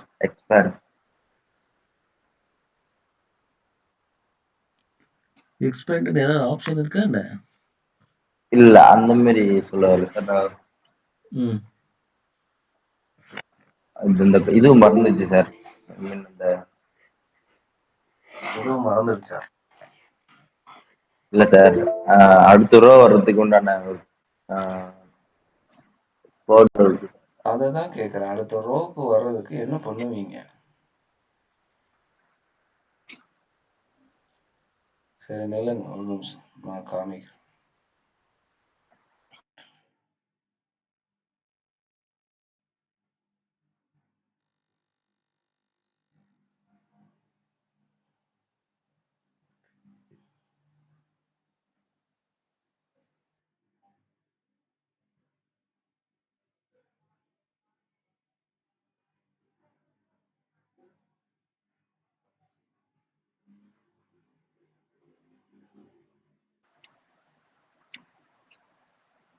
உங்களுக்கு டேபிள் தெரியுதா?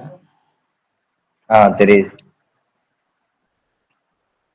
நான் போகிறேன், டேபிளை கிளிக் பண்ணுறேன், 3 ரோ போடுறேன், இல்லை 4 2 ரோன்னு வச்சுக்கலாம். ஓகே, இப்போ நான் வந்து இந்த டேபிளோட சைஸை இன்க்ரீஸ் பண்ணணும். அப்போ நான் என்ன பண்ணலாம்? ரைட் கிளிக்கில் போய் இன்சர்ட் கொடுத்து பண்ணலாம். இல்லை இந்த லாஸ்ட் டேபில் கை வச்சுட்டு ஜஸ்ட் ஒரு டேப் ப்ரெஸ் பண்ணால் என்ன ஆகுது? அது வாட்டி அடுத்தடுத்து. Okay.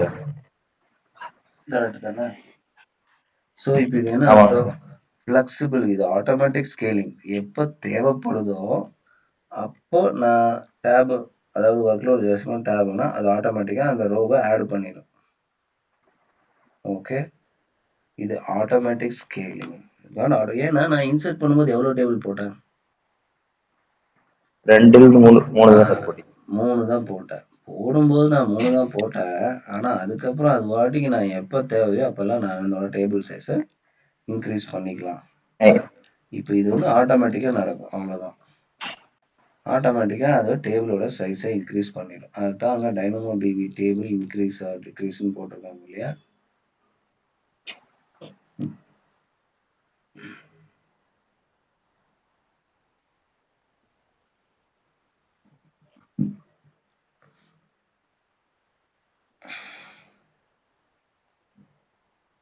Now how to implement DynamoDB auto scaling? இப்போ auto scaling DynamoDB எப்படி implement பண்ணலாம்? ஃபர்ஸ்ட் ஒன், நீங்கள் ஒரு ஸ்கேலிங் பாலிசி மென்ஷன் பண்ணிக்கணும். என்ன பாலிசி? ஃபார் DynamoDB இவ்வளவு மெட்ரிக்கை ரீச் பண்ணால் 60% ஆஃப் த டேபிள் மீட் பண்ணால் மட்டும் இன்க்ரீஸ் பண்ணணும்னு சொல்கிறோம்.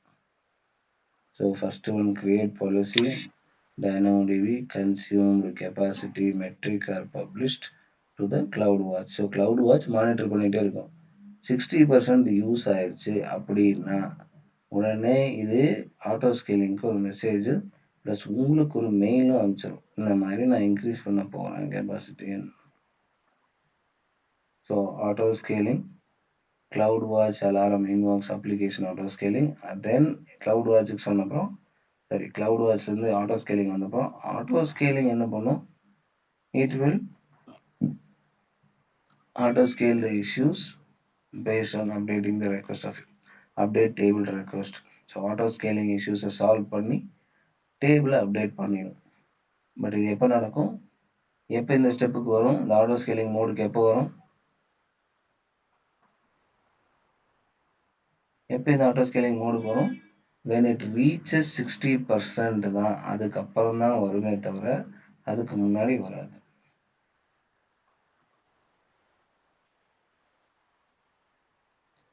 புரியுதா?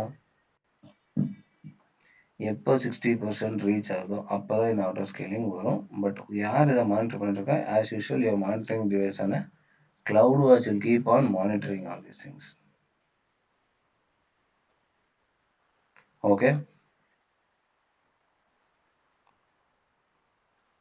Next, scaling throughput capacity, DynamoDB adaptive capacity. DynamoDB ஓட adaptive capacity, for example, it enables your reading writing to hot partition without throttling. Throttling னா என்ன? Throttling னா என்ன?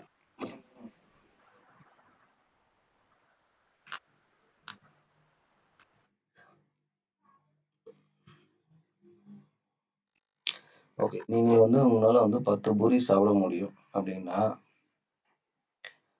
15 பூரி கொடுத்தா என்ன ஆகும்?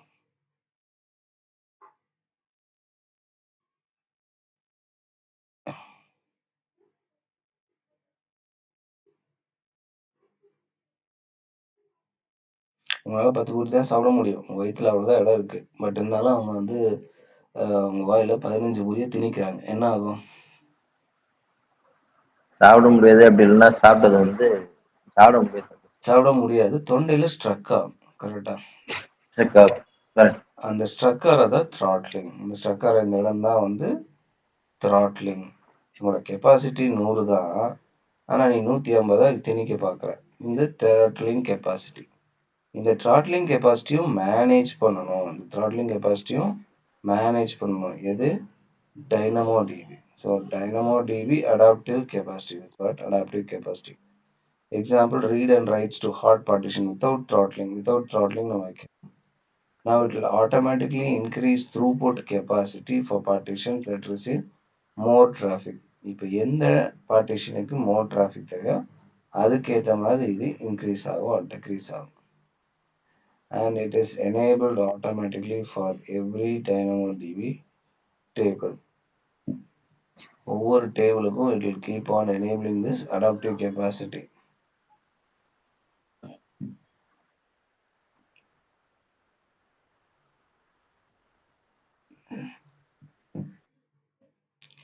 Now இது எப்படி ஒர்க் ஆகுதுன்னு பார்க்கலாம். இப்போ இங்கே பார்த்தீங்கன்னா write capacity units, provision level write capacity units. So here you can see total provision capacity வந்து 400 WCUs. Total consumed capacity is 200. எதை வச்சு 200? 4 டேபிள் இருக்கு. அந்த 4 டேபிள்ல இங்க 50, இங்க 50, இங்க 50, இங்க 50. ஓகே, இப்படி 50 50 கிரியேட் ஆயிருக்கு. 50 50 கிரியேட் ஆயிருக்கு. இப்போ ரிமைனிங் எவ்வளோ இருக்கு? இங்கே ஒரு 50, இங்கே ஒரு 50, இங்கே ஒரு 50. So total out of 400 WCUs we have 200 WCUs used. இப்போ நாலாவது மட்டும் ஃபுல் ஆயிடுச்சு. நாலாவது ரீட் கெப்பாசிட்டி மட்டும் ஃபுல் ஆயிடுச்சு. அகைன் அதே டேபிளுக்கு தான் மறுபடியும் வருது. அதே டேபிளுக்கு தான் மறுபடியும் வருது. let us say team A B C, team A B டின்னு வச்சுக்கோங்க, ஏபிசிடி. இப்போ இந்த நாலாவது டேபிள் ஒரு வேற ஒரு இதுக்காக வச்சிருக்காங்க. அதில் மட்டும் நிறைய இன்க்ரீஸ் ஆகுது. அப்போ இங்கே என்ன ஆகுது? இங்கே த்ராட்லிங் ஆகுது. கரெக்டா? இது ஃபுல் ஆயிடுச்சா? ஃபுல் ஆயிடுச்சா இல்லையா? ஆமா ஆமா சார். இப்போ ஃபுல் ஆனாலுமே இமீடியட்டா இந்த கெப்பாசிட்டியை இன்க்ரீஸ் பண்றது நம்ம adaptive capacity. That is your Dynamo DP adaptive capacity. தேவைப்படுறதுக்கு இன்கேஸ் நீங்க த்ராட்லிங்கே வந்தாலும் டிட்டர்மைன் பண்ணது என்னமோ 100 தான், ஆனால் டேபிள் வந்தது 150. அப்போ அந்த டைம்லையும் அந்த டேபிளோட அத்தாரிட்டி எல்லாம் தேவையில்லை, நேராக அது வாட்டிக்கு இன்க்ரீஸ் பண்ணிடும். That's called adaptive capacity throughput increase. Based on the requirement, it will increase the capacity by itself. It will not consider the other table. Correct தானே? இப்போ நீங்கள் வந்து இங்கே எம்ப்ளாயி டேட்டா வச்சுருக்கீங்க.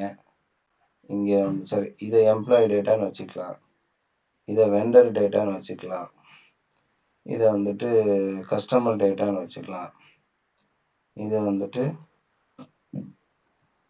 எம்ப்ளாயி வெண்டர், வேறு என்ன, எம்ப்ளாயி வெண்டர் கஸ்டமர் கிளைண்ட்டு இல்லை audience something. Okay, நீங்கள் எம்ப்ளாயி டேட்டா பேஸ் ஃபுல் ஆயிடுச்சுங்கிறதுக்காக தூக்கி அந்த அவனோட டீட்டெயில்ஸ் தூக்கி வெண்டர் டேட்டாவில் போடுவீங்களா?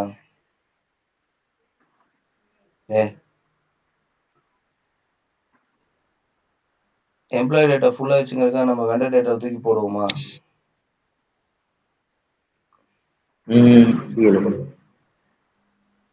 போடுவோமா? No, right? We have to do increase the size of the employee database. அவ்வளவுதான். கரெக்ட் தானே? We cannot put this employees data into vendor data. Same thing to the customers data, and to the client data. Correct? So this capacity has to be increased automatically based on our workload. That's what you are saying as adaptive capacity throughput increase. புரியுதா? Coming to this end of this section. Yes, Ayman, are you there?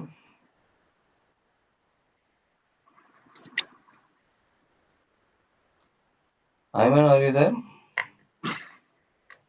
Okay, Bala நீங்களே படிச்சிருங்க. Bala? Okay. You can use push button. Yes, sir.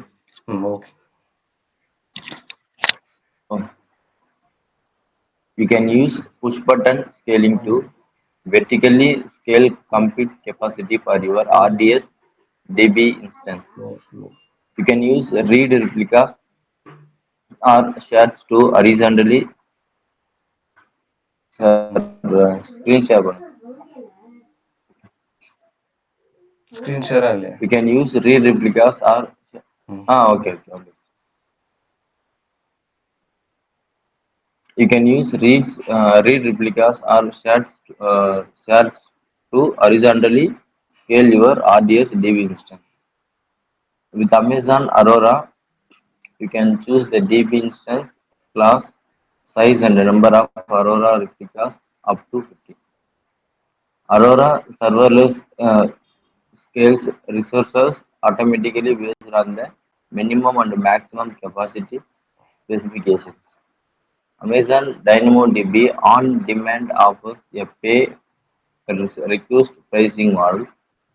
DynamoDB auto-scaling uses Amazon applications auto-scaling to dynamically adjust the provisioned throughput capacity. DynamoDB adaptive capacity works by automatically increasing throughput capacity for partitions that receive more traffic. Okay. Designing an environment that is highly available. High available environment எப்படி create பண்றது? Highly available systems னா என்ன? So it can withstand some measures of degradation while remaining available. So இது based on எப்படி பண்ணியிருக்காங்க, have minimized downtime. நீங்க CPUல படிச்சிருந்தீங்கன்னா சொல்லியிருப்பாங்க நினைக்கிறேன். இப்போ ஒரு ப்ராப்ளம் வருது, ஒரு ப்ராஜெக்ட் ஆர் அப்ளிகேஷன் எடுக்கிறீங்க, அந்த அப்ளிகேஷனும் ரிசோர்ஸஸும் சம் இஷ்யூ நடக்குது. இப்போ அந்த இஷ்யூவை எத்தனை நேரத்தில் அவங்க கம்ப்ளீட் பண்ணாங்க, சால்வ் பண்ணாங்க, அந்த டைம் தான் இந்த கால்குலேஷன். நீங்கள் S3 பக்கெட் 11 9s 12 4 9s எல்லாம் கேள்விப்பட்டிருக்கீங்க இல்லையா? 11 9sனா என்ன? 99.9999% 11 9s வரணும், கரெக்டா? நீங்க இந்த தங்கம் எல்லாம் வாங்குனீங்களா? Okay correct sir correct. தங்கம் வாங்குவானோ ஆமாங்க சார். 96 கேரட் தானே வாங்குவீங்க. 96 கேரட் ஆர் 916 96. அது என்ன அது 916? ஆமா சார் 916 எல்லாம் என்ன அது? 916 ஏதோ ஒரு கோல்டோட பியூரிட்டி, கோல்டோட அவ்வளோ கோல்டு மட்டுமே இருக்கும் சார். 96% அதுல கோல்டு இருக்கும், கலப்படல 4% மிச்சம் 4% அதுல வந்து வேற செம்பு, இந்த பீதாவரம் எல்லாம் சேர்ந்துருப்பாங்க. ஓகே, ஸோ அது எதுக்குன்னா அது அது அந்த வளைவு நெளிவு எல்லாம் வந்திருக்காது, அதனால அவங்க அதை ஆட் பண்ணுவாங்க. Okay, same thing. நீங்கள் ஒரு சர்வீஸ் எடுக்கிறீங்க, அந்த சர்வீஸ் வந்து ஃபால்ட் ஆகுது. அந்த ஃபால்ட்டை எவ்வளோ ஃபாஸ்ட்டாக அமேசான் வந்து அதை கிளியர் பண்ணுச்சு, AWS எப்படி கிளியர் பண்ணுச்சு, எவ்வளோ ஹவர்ஸில் கிளியர் பண்ணுச்சு.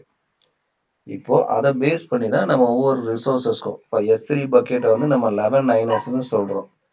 ஏன் 11 9sன்னு சொல்கிறோம்?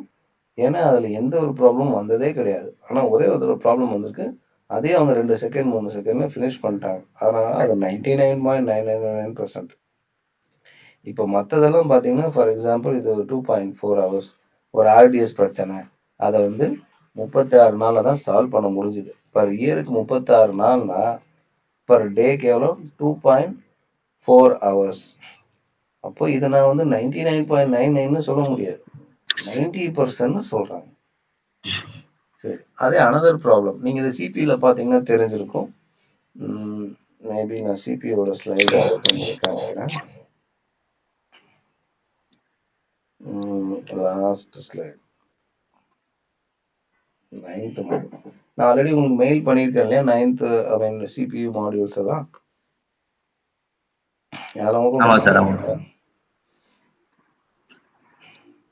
அதே நீங்க எல்லாருமே ஒர்க்குக்கு போறீங்க. அஜித் குமார் சார் எல்லாரும் ஒர்க்குக்கு போறீங்க கரெக்டா? அஜித் குமார் தவிர எல்லாரும் ஒர்க்குக்கு போறேன். பிரணவ் இவரும் போல சார். பிரணவ் போலையா? அவரும் ஒர்க்குக்கு போல. Okay okay okay. இப்போ இதை பார்த்தீங்கன்னா உங்களுக்கு புரியும்.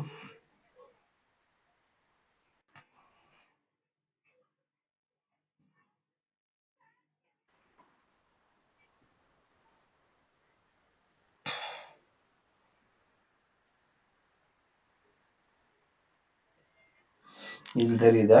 இப்போ ஒரு அப்ளிகேஷன் கேட்டகரின்னு எடுத்துக்கிட்டிங்கன்னா ஒரு batch processing data extraction transfer நடக்கும்போது அவங்க ஒரு ப்ராப்ளம் ஃபேஸ் பண்ணுறாங்க. அந்த ப்ராப்ளத்தை அவங்க எப்படி சால்வ் பண்ணுறாங்க, எத்தனை நாளில் சால்வ் பண்ணுறாங்க? 3 டேஸில் சால்வ் பண்ணுறாங்க. இப்போ 3 டேஸ் சால்வ் பண்ணுறதுனால பர் இயருக்கு கால்குலேட் பண்ணால் அது 1%. கரெக்டாக? Same thing internal tools like knowledge management project tracking இதெல்லாம் பண்ணும்போது ஒரு இஷ்யூ ஆகுது. அந்த இஷ்யூவை 8 ஹவரில் சால்வ் பண்ணுறாங்க. இப்போ 8 ஹவர் சால்வ் பண்ணும்போது பர் இயர் கால்குலேட் பண்ணால் இது ஜஸ்ட் 0.1% ஆர் 1.0%. நெக்ஸ்ட் ஒரு ஆன்லைன் காமர்ஸ், அதான் இப்போ சொன்னோம் இல்லையா, அந்த ஆன்லைன் சேல்ஸ் அமேசானு ஃப்ளிப்கார்ட் இவங்கெல்லாம் ஒரு நாள் சேல் போடுவாங்க. அன்னைக்கு ஒரு பிரச்சனை, பாயிண்ட் ஆஃப் சேலில் ஒரு பிரச்சனை. அதை எத்தனை தடவை சால்வ் பண்ணாங்க? 4 ஹவர்ஸில் சால்வ் பண்ணிட்டாங்க. Next video delivery broadcast system issue ஆகும்போது ஒரு ப்ராப்ளம், அந்த ப்ராப்ளத்தை 52 மினிட்ஸில் சால்வ் பண்ணாங்க. அப்போ 52 மினிட்ஸ் பர் இயருக்கு கால்குலேட் பண்ணால் இட் இஸ் ஜஸ்ட் 0.001%. நெக்ஸ்ட் ஒரு ATM transaction or telecommunication system issue 5 மினிட்ஸில் சால்வ் பண்ணுறாங்க. So it's call 99.999% out of this 1 year. ஓகேயா? இப்போ புரியுதா? அதே தான் இங்கே போட்டிருக்காங்க. அங்கே ப்ரீஃப் கொடுத்துருக்காங்க. இங்கே ஆல்ரெடி அதை நீங்கள் லேர்ன் பண்ணிட்டனால இங்கே மினிட்ஸ் செகண்ட்ஸில் போட்டிருக்காங்க. இப்போ 5 மினிட்ஸ் பர் இயருக்கு எடுக்கும்போது பர் டேக்கு என்ன கேல்குலேட்டர்னு அவங்க போட்டிருக்காங்க இங்கே. Okay. So have minimized downtime required minimal human intervention only. என்ன பிரச்சனையாக இருந்தாலும் மினிமல் ஹியூமன் இன்டர்வென்ஷன் இருந்தால் போது, தேவையில்லாமல் எல்லாம் ஃபுல் டெப்த்தை நீங்கள் தான் பார்க்கணுன்னு ஒன்றும் கிடையாது. ஈவன் தோ ஃபர்ஸ்ட் அது என்ன ட்ரை பண்ணணும்னா, என்ன பிரச்சனையாக இருந்தாலும் ரன் பண்ண தான் ட்ரை பண்ணும். Even though it has some measures of degradation while still remaining available. Voice clear இல்ல சார். கேட்கலையா? வாய்ஸ் ஒரு மாதிரி வாய்ஸ் கிளியரா இல்ல. கிளியரா இல்லையா?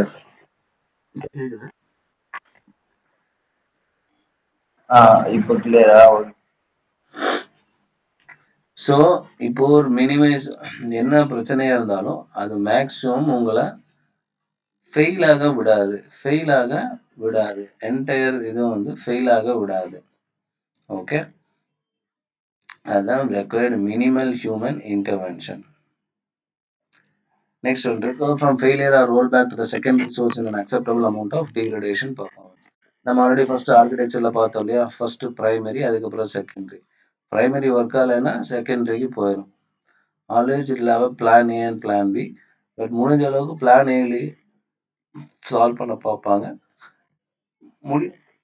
முடியாத பட்சத்தில் பிளான் பி, அதாவது செகண்டரிக்கு கனெக்ட் பண்ணிடுவாங்க.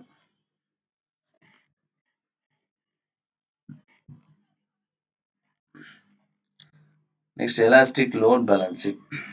Elastic load balancing. Load balancing is nothing but a managed load balancing service that distribute load balancing எதுக்கு? As the name itself mentioning what we are using. Load balancing எதுக்கு use பண்றோம்?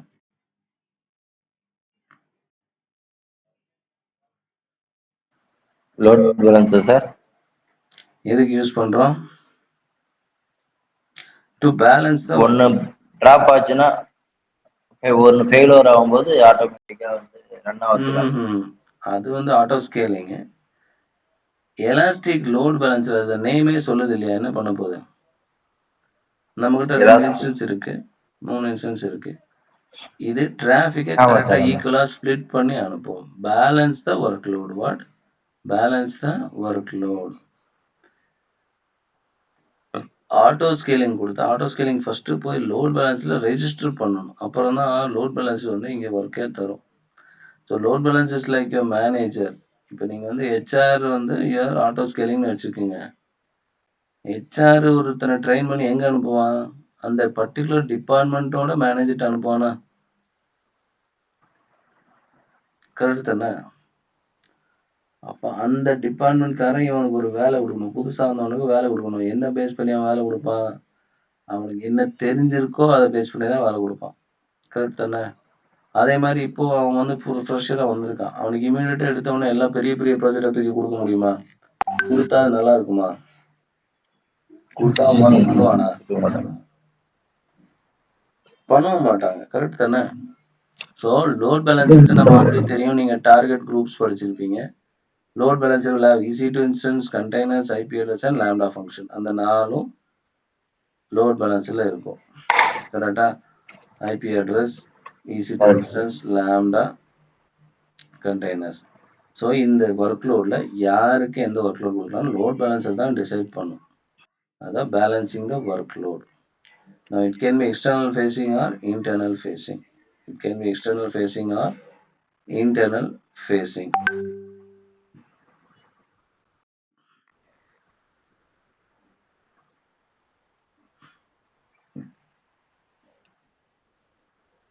Recognizes and response to unhealthy instance. So இதில் ஏதாவது அன்ஹெல்த்தியாக இருந்தாலும் அதை change பண்ணிடும். அந்த இன்ஸ்டன்ஸை change பண்ணும். இல்லை அந்த பர்டிகுலர் டார்கெட் குரூப்பை கம்ப்யூட் சர்வீசஸை ரீப்ளேஸ் பண்ணிடும்.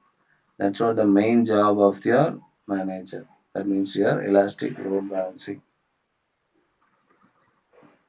Now we have 3 types of load balancing. One is application load balancing, network load balancing, and classic load balancing. So first, application load balance is the main thing which we'll be using for every time. That means all the applications will require application load balancer. Advanced load balancing mainly used for HTTP and HTTPS requests, and it operates at the 7th layer of your OSI model. Next, network load balancers. So TCP, UDP, TLS. TCP, UDP, TLS. Ultra high performance, mainly for transferring high workload or heavy workload and all, you have to manage with NLB. Load balancing of TCP, UDP and TLS traffics you can able to manage.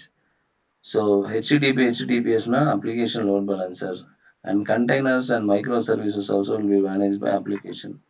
Network load balancer will take care of millions of requests per second. Millions of requests per second. Classic load balancer எப்படின்னா இது ரெண்டுத்தையும் சேர்ந்தது தான் classic load balancer. Plus it's an old one. First classic load balancer தான் இருந்தது. அதுக்கப்புறம் அவங்க மறுபடியும் என்ன பண்ணிட்டாங்க, அப்ளிகேஷன் லோட் பேலன்சராகவும் நெட்வொர்க் லோட் பேலன்சராகவும் ஸ்ப்ளிட் பண்ணிட்டாங்க. கிளாசிக் லோட் பேலன்சர்ல ரெண்டுமே வரும். இங்கே பார்த்தீங்கன்னா தெரியும், HTTP, HTTPS, TCP, SLS ரெண்டுமே இருக்கா. Now this one will be mainly focusing on EC2, multiple EC2 across instances.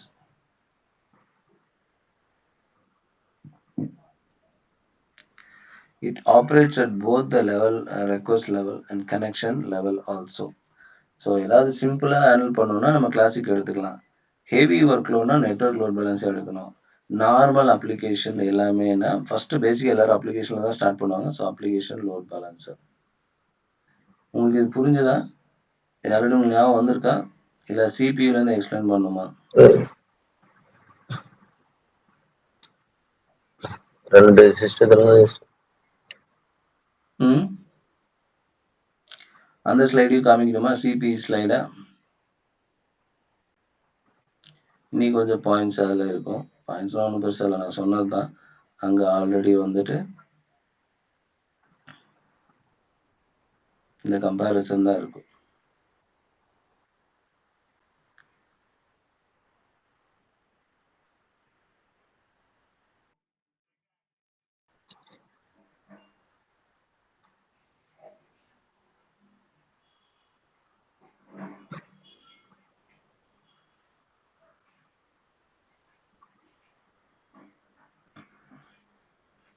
இங்க தெரியுதா? இது CPU-வோட லோட் பேலன்சர்.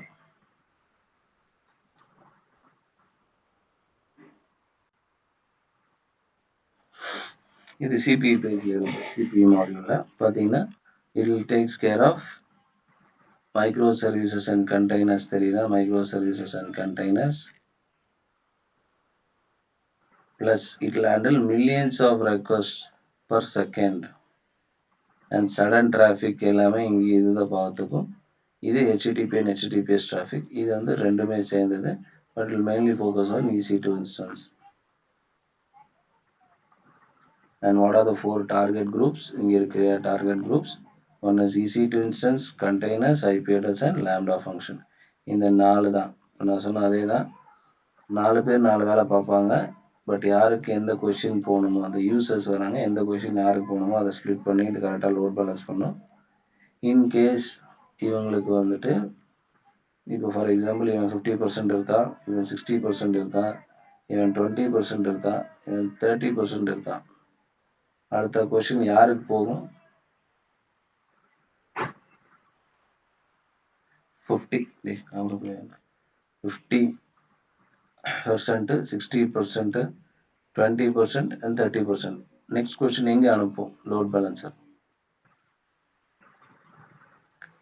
ஐபி அட்ரஸ்க்கு அனுப்பலாம். பட் ஐபி அட்ரஸ்னால அந்த கொஷினுக்கு ஆன்சர் பண்ண முடியும்னா மட்டும்தான் அனுப்பும். இல்லை இது வந்து கண்டெய்னர்ஸ்னால தான் ஆன்சர் பண்ண முடியும்னா கண்டெய்னர்ஸ்க்கு அனுப்பிச்சிடும். இப்போ சொன்னாலே அந்த எம்ப்ளாயி திங்ஸை யாருக்கு என்ன வேலை கொடுக்கணுமோ அதை பார்த்து தான் மேனேஜர் கொடுப்பாங்க. கரெக்டா?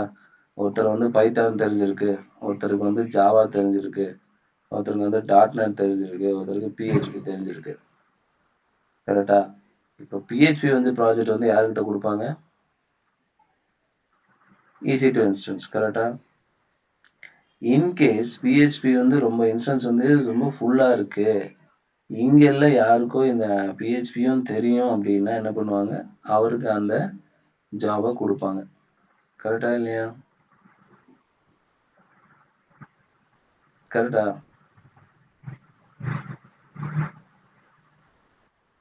புரியுதா? பாலா இருக்கீங்களா? Bala, Ayman,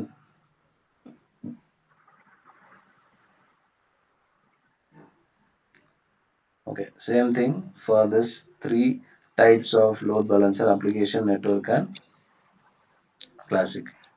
Now here is implementing high availability. First one, start with 2 availability zone we are starting with. If the resources in one availability zone is unreachable, your application shouldn't fail. So இப்போ இந்த instance வந்து not reachable இருக்கு, இல்லை unreachable fail ஆயிருக்கு due to some issue னா immediately their server or application should not get failed. So now what happened? We have already launched an EC2 instance in the second availability zone.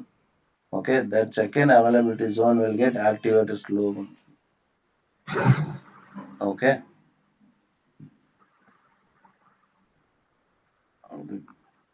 Okay.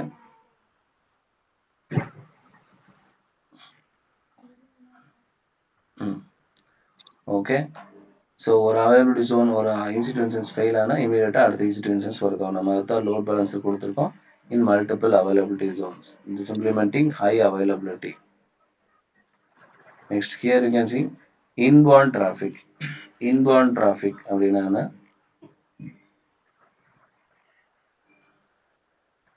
உள்ளவே வந்து lock ஆகுது sir. inbound traffic publicல கொடுக்குறோம். Okay.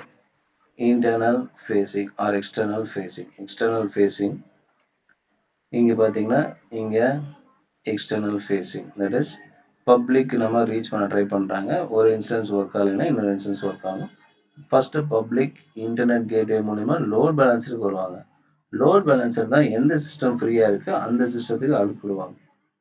நீங்க இந்த super மார்க்கெட்ல போனீங்கன்னா supervisors இருப்பாங்கல்ல, counters நிறைய இருக்கும். சூப்பர்வைசர் என்ன சொல்லுவாங்க? இந்த கவுண்டர் போங்க, அந்த கவுண்டர் போங்கன்னு சொல்லுவாங்க. கரெக்டா? அவன் ஏன் சொல்றாங்க? எந்த கவுண்டர் ஃப்ரீயா இருக்கோ அங்க போய் யூஸ் பண்ணீங்க. ஸோ தட் உங்க ஒர்க் ஃபாஸ்டா இருக்கும். கரெக்ட் தானே? அதை யார் இங்க டிசைட் பண்ணாலும் இங்க load balancer decide which traffic has to go to where to provide a faster resolution.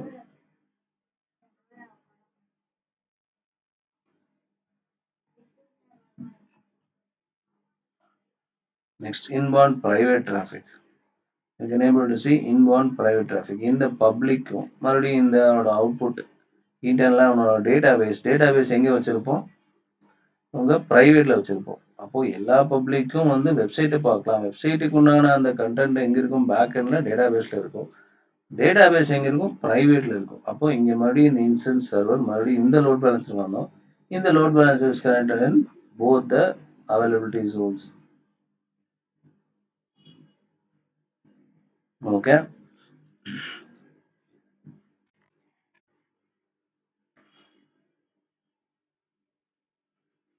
So inbound private traffic. Next, outbound traffic. Inboundனா இன்கமிங் டிராஃபிக், அதாவது வெளியிருந்து வரவன் உள்ள ரீச் பண்றதுக்கு இந்த மெத்தட்ஸை நம்ம இப்போ பார்த்தோம். இன்பாund டிராஃபிக். ஓகே. அவுட்பாண்ட் டிராஃபிக்னா நீங்க வெளியே போய் ஆக்சஸ் பண்ணணும். இப்போ private instance want to access இன்டர்நெட்னா it is not possible directly. It has to go to reach first NAT gateway. NAT gateway has to go to internet gateway. Then it has to go. I think நம்ம நெட்வொர்க்கிங்ல படிச்சோம் இல்லையா, NAT gateway. NAT gateway first private has to go to the private route table. Then private route table will reach NAT gateway. NAT gateway will go to public route table. Public route table will go to internet gateway. Then the internet will be connected. Then again it will coming back to your private instance. So this is called outbound private traffic. Whatever you are doing from your side and starting a conversation, that is called that is that is called outbound traffic. Outbound traffic. சரி சரி அவ்வளோ போய்.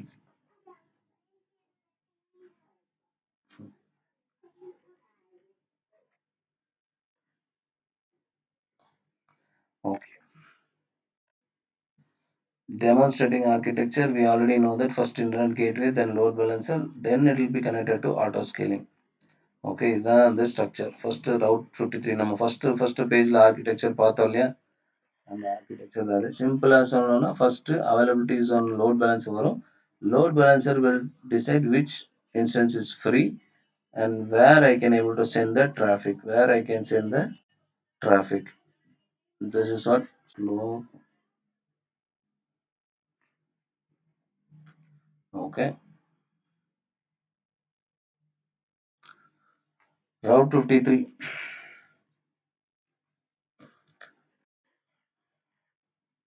Route 53 is what? Route 53 is a network.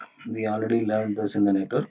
But it is highly available, scalable cloud DNS service. DNS na domain name service. Bala இருக்கீங்களா? Bala Ayman? Yes, sir. Okay. Domain name system நீங்கள் ஒரு type பண்ணுறீங்களா, www.google.com try பண்ணுறீங்க. அது எப்படி போகுது? google.comனு போய் சர்வரை செக் பண்ணுது, இந்த வெப்சைட் என்னன்னு பார்க்குது. ஃபார் எக்ஸாம்பிள் அந்த வெப்சைட்டுக்கு ஒரு சர்வர் நம்பர் இருக்கும், 192. ஐபி அட்ரஸ் இருக்கும் 192.1.1.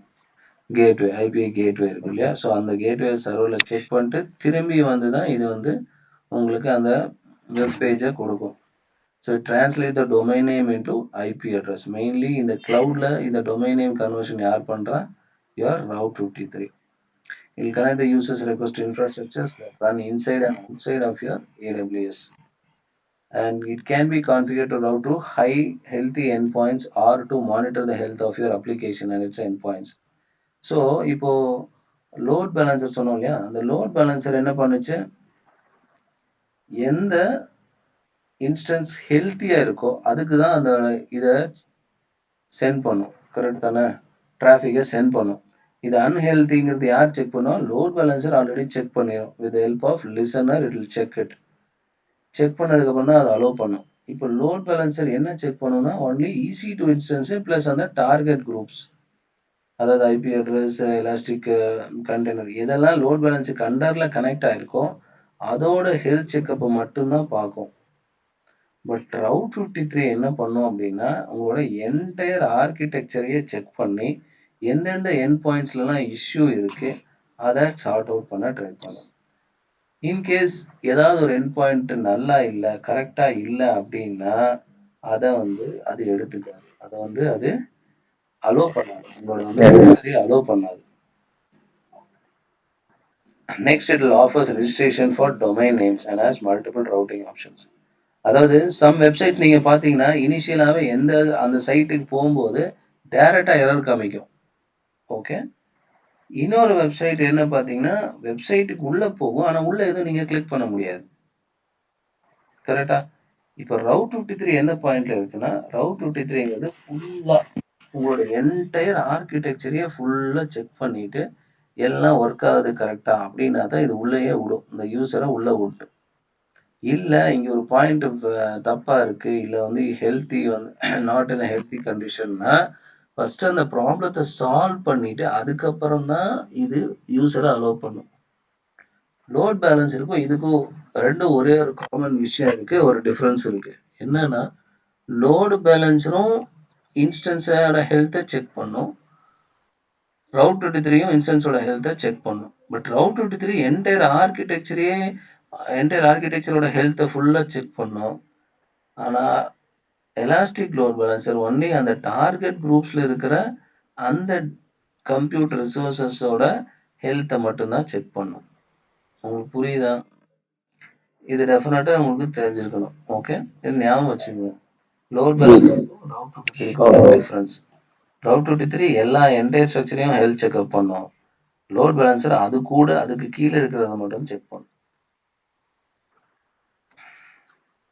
ஸோ நீங்கள் ஆல்ரெடி இதை லேர்ன் பண்ணியிருப்பீங்க. ரவுட் 53ல there are multiple support routings, simple routing, round robin routing, latency routing, geo location routing, proximity routing, failure over routing, multi value routing.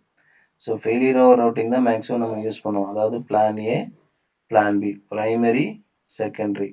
நம்ம ஆர்கிடெக்சரில் படித்தோம் இல்லையா, ஃபஸ்ட்டு பேஜில் ஆர்கிடெக்சரல் நீடு ஞாபகம் இருக்கா? ஓகே. நான் திரும்பி போகல, அது ரொம்ப பின்னாடி இருக்கு. அதனால will continue with this one. So route 53 failure over routing தான் போகும். சிம்பிள் ரவுட்டிங்னா ஒரே சிங்கிள் ரவுட்டிங் போயிட்டு வரதா சிம்பிள் ரவுட்டிங், ஒரே ஒரு ரவுட்டிங். வெயிட்டட் டவுன் ஆகுனா எந்த ரிசோர்ஸ்க்கு வெயிட்டேஜ் ஜாஸ்தி, 76% இங்க, இன்னொரு பர்சன்ட் 25% தான் என்கொயரி இருக்குன்னா, வெயிட்டேஜ் எதில் இருக்கு? இந்த இதில் இருக்கு. ஸோ வெயிட்டேஜ் பேஸ் பண்ணி தான் இது ரவுட்டிங் ட்ரான்ஸ்ஃபர் பண்ணும். லேட்டன்சி ரவுட்டிங்னா எந்த இன்ஸ்டன்ஸ் பக்கத்தில் இருக்கோ அந்த இன்ஸ்டன்ஸோட சர்வீஸ் எடுத்துக்கும் இல்லையா? எட்ஜ் லொகேஷனோட சப்போர்ட் எடுத்துக்கும். ஜியோ லொகேஷனா அந்த யூசர் எந்த இடத்துல இருக்கானோ அதோட ஜியோ லொகேஷனை செக் பண்ணும். ஜியோ ப்ராக்சிமிட்டி ரவுட்டிங்னா என்ன சர்வீஸ் தேவைப்படுதோ அந்த சர்வீஸ் எந்த லொகேஷன் இருக்கோ அதை பொறுத்து நம்ம பண்ணும். ஃபெயிலியர் ஓவர் ஜஸ்ட் நான் சொன்ன primary and secondary. Multi value answer routing, ஒரே கொஸ்டின் மல்டிபிள் பிளேசஸ்ல இருந்து உங்களுக்கு you can able to answer. Like read replica we can able to answer. So highly available architecture and DNS you can able to see. First one route 53க்கு வரும். அது elastic load balancer போகும். Elastic load balancer check பண்ணிட்டு இல்லை கனெக்ஷனே ஆகலை, இங்கே தெரியுதா இங்கே கனெக்ஷனே ஆகலை, அப்போ என்ன அர்த்தம்? எலாஸ்டிக் லோட் பேலன்சரே ஒர்க் ஆகலை. அப்போ அது என்ன பண்ணும்? இன்னொரு ரீஜனில் நம்ம ஆல்ரெடி போட்டிருக்கோம் இல்லையா, ரீஜன் ஏ, ரீஜன் பி, அந்த ரீஜனில் போய் பார்க்குது. அங்கே வந்து எலாஸ்டிக் லோட் பேலன்சர் கனெக்ஷன் எல்லாமே ஒர்க் ஆகுது, ஃபைன். அப்போ யூசர் எங்கே அனுப்பிச்சுடும்? யூசரை இந்த ரீஜனுக்கு அனுப்பிச்சுடும், ஃபர்ஸ்ட் ரீஜனுக்கு அனுப்பாது. Even though is closer, user இந்த ஏ ரீஜனில் தான் இருந்தாலுமே, க்ளோஸாக இருந்தாலுமே அது ரவுட் எங்கே பண்ணும்? B region. ஏன்னா இது இங்கே ஒர்க் ஆகலை. உங்களுக்கு டயக்ராம் பார்த்தாலே புரிஞ்சிருக்கும். இது ஒர்க் ஆகுதா? கனெக்ஷன் இருக்கா? ரீஜன் ஏ கனெக்ஷன் இருக்கா? கனெக்ஷன் இருக்கா கைஸ்? இல்ல இல்லையா? ஆனா இங்க கனெக்ஷன் இருக்கா? ஸோ அப்போ அது என்ன பண்ணும்? ரவுட் 23 நான் இப்போ சொன்ன மாதிரி ஃபர்ஸ்ட் அது உள்ளே போய் எல்லாத்தையுமே செக் பண்ணி ரெடியாக இருக்கான்னு பார்த்துட்டு தான் இந்த யூசரை உள்ளே விடும். ஓகே. ஸோ இப்போ அது தெரிஞ்சிருச்சு, பிளான் ஏ ஒர்க் ஆகல, பிளான் பி ஒர்க் ஆகுதுன்னா அது டைரெக்டாக பிளான் பிக்கு அவனை டைரக்ட் பண்ணி ஆகணும். Okay. Come to the end of this section. Can you just read this one? Yes, sir. You can design your network architectures to be highly available and avoid single points of failures. Route 53 offers various routing options that can be combined with DNS failover to enable low latency, fault tolerant architectures. Okay fine. Monitoring நம்ம நாளைக்கு பார்ப்போம். Okay, monitoring plus ஒரு லேபும் பார்த்துருவோம் நாளைக்கு. Okay. Okay, sir. guys. Okay, sir. Yeah. Thank you guys. We'll see you tomorrow. Thank you, sir. Thank you. Yeah, thank you.